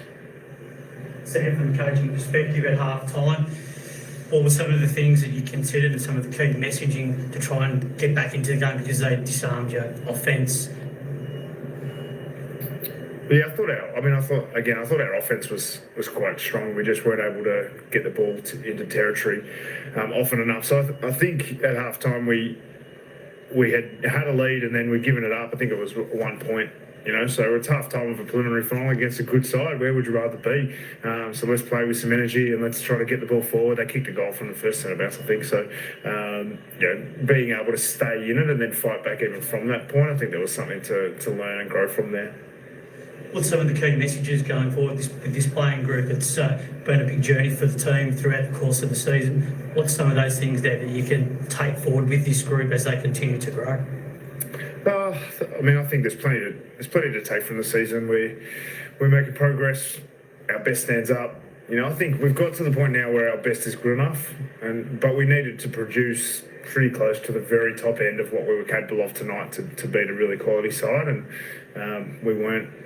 I don't know the numbers, but if we had played a bit closer to our best, then we're capable of beating Geelong, and that's the position you want to be in as a club, and we're going to have to make some improvements. We're going to have to continue to grow as a group for handling big moments, but also just the execution of skill under enormous pressure, and for the most part we handled it pretty well, but just not often enough tonight.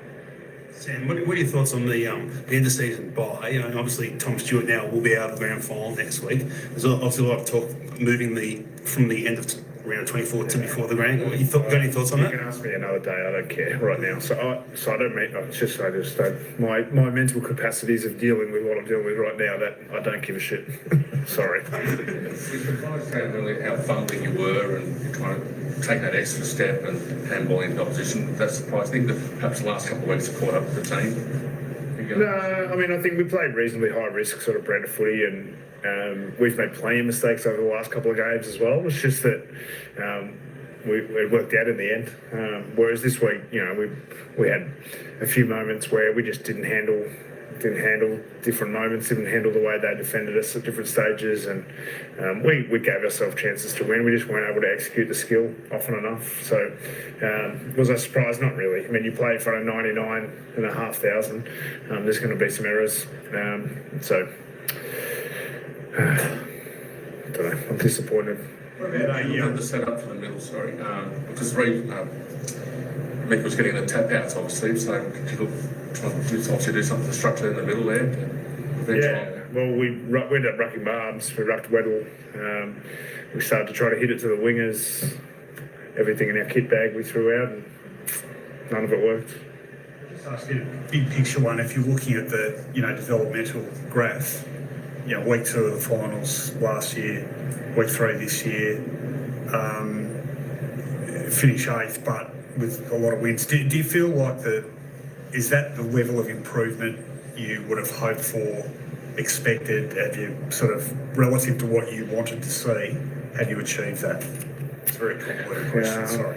Yeah, it's a question for once I've dealt with it a bit more, but I think if I go back to the strategic thinking that gets us from where we started to where we are, this has been the plan.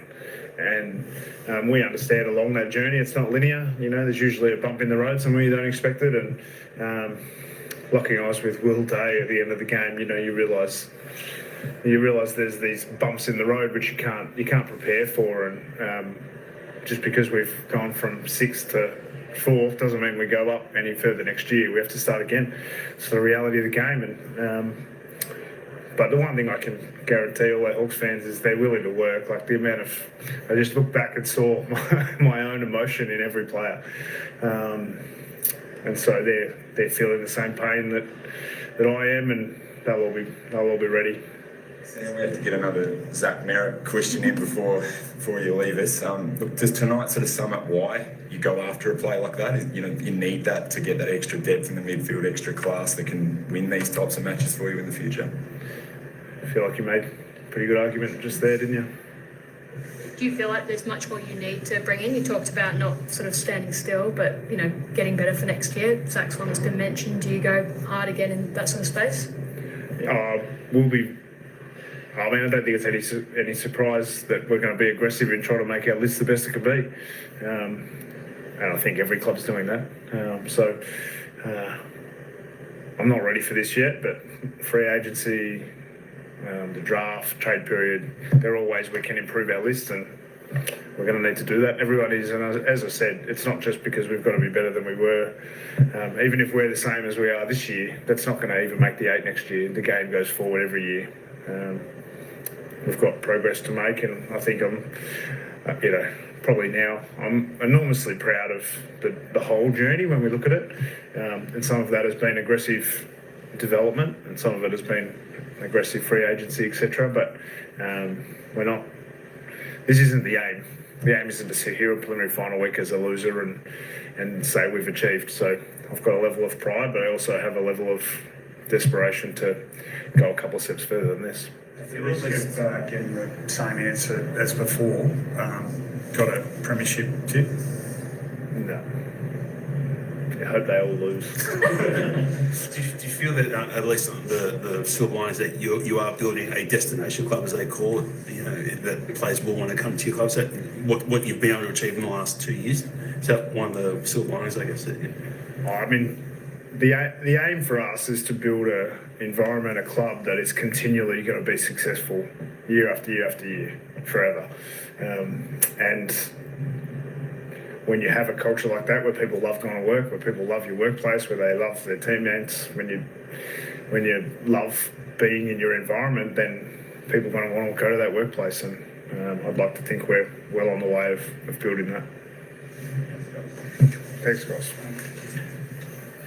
Sorry. The disappointment's pretty raw for Sam Mitchell there, losing a preliminary final and bowing out of season 2025. Tried everything in the kit bag, Geordie, but 20-5 centre clearances was the defining part of the game. Yep, sometimes you throw things out there and they don't work, and I think rightly so he gave credit to Geelong. And that's the ability to adapt on the run, and I think Geelong did that really well. He'd be disappointed, but I think there's also a sense of being realistic and where they're at. And, Will Day sitting on the bench, and hopefully they can bring in some talent in the off-season. But they progressed from last year, so I think that's a step in the right direction. He's very aware of where this football club was at, and he's got a great understanding of the game and how it played out. But they go back to the drawing board and try and improve their list and progress one more game next year. That's the challenge. All right, we'll let you chime in shortly. We'll just head back to the rooms here. John Ralph with the latest news for the Cats. Gaz. Great places, winners' rooms. It's been fun to sit around and watch everyone celebrate, but Johnny Ralph joins us. One man that won't be he'll celebrate the team, but he won't be there in the grand final next week is Tom Stewart. Yeah, he's the ultimate team player, but he would feel so shattered. I spoke to Patrick Dangerfield about the concussion for Tom, the 5-time All-Australian. He said it's as bitter as it gets. He had every right to wonder whether the AFL Zone Finals fixturing is actually kept up to date with world concussion protocols. This is the incident with Marbia Chol. So the 12-day concussion protocol came in January 21. In April that year, Chelsea Randall missed an AFLW grand final, and yet the AFL has done nothing. And Nick Reward on the couch that month said, if it was me, a borderline concussion, I'd go to the Supreme Court to launch an injunction. And that is not going to happen. But it just shows that it's been an issue for a matter of years. Now, of course, the AFL is considering a revamp, and we might, by October or November, have a different system next year. As for the present, I've just spoken to the club's football boss in Andrew Mackey, and he says that Reece Stanley is absolutely right to go. He was an emergency. So the options there are clearly to bring him in as a ruck, and you can throw Blitzap's back, or, let's face it, Jeb Hughes has done very little wrong, so I'll think about that. The problem with the wildcard weekend is if you have a wildcard and then a pre-grand final bye, you're a team on the top, rather. Too many buys. Yeah, you play round 24, qualifying final, week off, prelim final, week off. It's 3 games in 6 weeks. It's not enough. Geelong will just take their medicine, Gaz. That they are crestfallen for their star player, but they are the rules right now. The question would be whether we should change them. Jack Henry? Jack Henry's really sore. It is a foot injury. Now, I've spoken to the respected sports medico, Peter Larkins. Peter says that it's probably a midfoot sprain. So he suffered a couple of those, 2022 and 23 on the left side, now, and then a Liz Frank on the right side. If you see this incident, he doesn't roll his ankle here. He's carried off. He looked gone, Gaz, didn't he? The way he came off, he looked gone. And stood up and then went down and then couldn't get off the ground. So that suggests, well, they had some help to come back up. Well, I said to Andrew Mackey, was that a significant issue? He said, it's a little nervy thing. Move on, nothing to see here. I'm not sure that I'm inclined to believe Andrew Mackey there. The other quick one there, Jack Martin with the calf, he's had some treatment. We saw he had strapping. So the club says nothing to see there. But they'll monitor him in early days next week. I know that's going to be a big story, Tom Stewart. This is the game we play. Now, if Jack Henry doesn't get up to play in the grand final, that's because he's injured his foot. He's got a brain injury. So the brain injury may preclude him from playing this week and may preclude him from playing for 6 weeks. It's a serious injury. So it's not the issue about the 1 week to the next one. Yep.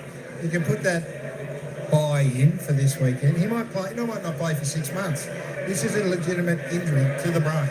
So this is the risk we take. When we play games of footy like this, you break your collarbone, you break your toe, you break your foot, you bruise your brain, you don't play the next week.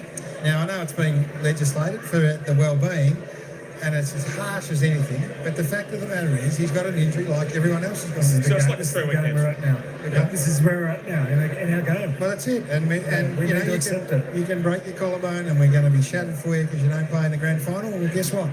You've got a brain injury that's not going to allow you to play and we're shattered for you, but that's the way it is. Yeah, and maybe a child potentially could miss weeks next year. We won't prosecute the case. All we would say, if you're trying to get him off, you would say that Sam Butler was tackling Tom Stewart below his legs, and then he grabbed him and he pitched forward. You'd say that he had not any of his arms released, but he was able to get the forearm down and he handballed out. There are other things that Michael Christian will look at, but it's probably immaterial to tonight, but it's not immaterial to Marbia Chol, who might face him up on the side. I'd be disappointed for Marbia if he got reported for that. Yeah, I think's taken out of it now. Sure is. Yeah, that would be nearly a bigger story. And Patrick Dangerfield, he got the couple early, but he went down the race. And it wasn't for... Just a toilet stop, yes? Is that a serious toilet stop? It's more... That was the text we got off the club, but he got a nice little shiner for this one over his right eye. And look, we saw him all night. Look at the brutality of this. Yeah, this is why I said I believe this is one of the greatest captain games I've seen in a Geelong jumper.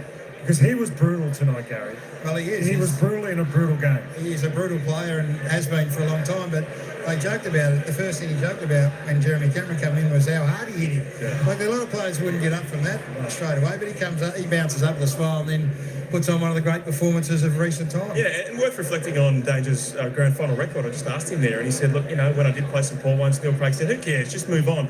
But they kept on running into that buzzsaw that was Richmond. You remember, of course, Dustin Martin shrugged him off, flicked him off and kicked that amazing goal in that final, in the grand final. And you thought maybe Danger won't get there. Norm Smith next week, having just missed out to Isaac Smith a couple of years ago. Like, he's a Hall of Famer. He might be a Hall of Fame legend. He's in the pantheon. This bloke is a superstar. Like he did tonight next week, you can put him down as one of the all-time superstar greats. Because he will have added Norm Smith as the captain of a premiership team if he plays like that. Hey, we'll wrap up from down here. it's a happy place. There's Geelong players just sitting around still in their gear. They're in no rush to get changed. They're about to live every young kid's dream, and that is playing a grand final. Moons, good luck to you. You'll be excited. Very excited. Ralphie, I think you've got work to do, so you better get upstairs and head back up to you, Jared. Good on you, Gaz. All right, folks, there we go. It was Geelong Cats getting up over the Hawks, 17-13, 115 to the Hawks, 13-7, 30-point margin here at the MCG tonight in the prelim final. So Geelong heading on the way to the big dance, the grand final coming up next week. Who are they going to play? Well, we'll find that out tomorrow when Collingwood take on the Brisbane Lions.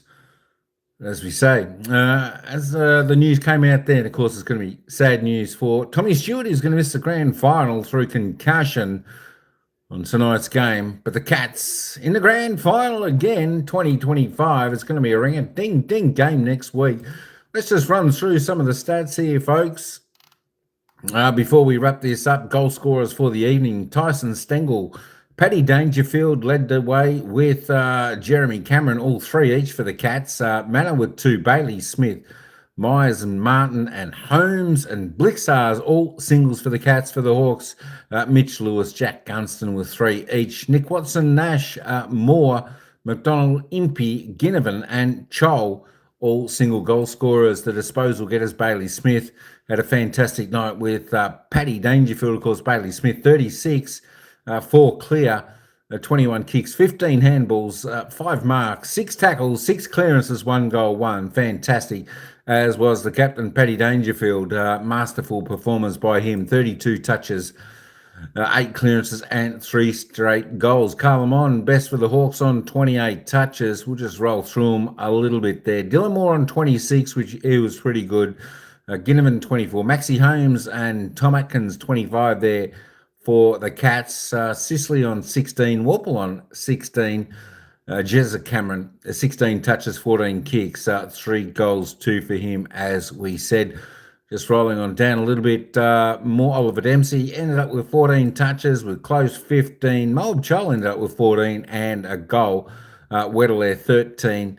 Lloyd Meek, 13 touches, 32 hitouts. Blixars, 12 disposals, 29 hitouts, 11 tackles, 4 clearances. Great game there from Blixars. And, of course, Nick Watson gone missing. Just 5 touches, 3 kicks, 2 handballs for him. Let's just have a quick look at the team stats and then we'll wrap it up. Look, it wasn't too much in it there this evening on the stats. It was just plus 14 to the Cats. Inside 50s, though, tells the tale. 66 inside 50s for Geelong, just a 40 for Hawthorn. So the Cats were able to stop the run. The Hawks getting it down there in forward 50. Free kicks, well, they picked up a little bit in the second half. It was 19-16, plus 3 to the Cats. But still, I think, reasonably well umpired. Hawks come out on top on the hitouts department by 13. Clearances, though, the Cats absolutely dominated this area, 50-33.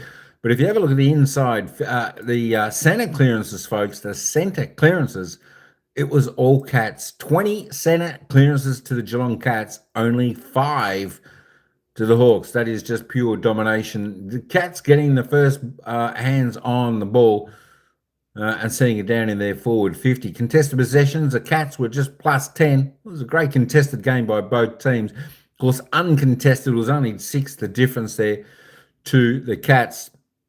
Just looking at the marks there, both teams having reasonable marks inside their forward 50. 10 to the Cats, 11 for the Hawks marks inside 50, contested mark, pretty even. 10-9 as well. Looking at the tackle count, of course, this is going to be a high tackling game, high pressure game from both of these sides. It's what you'd expect in a preliminary final.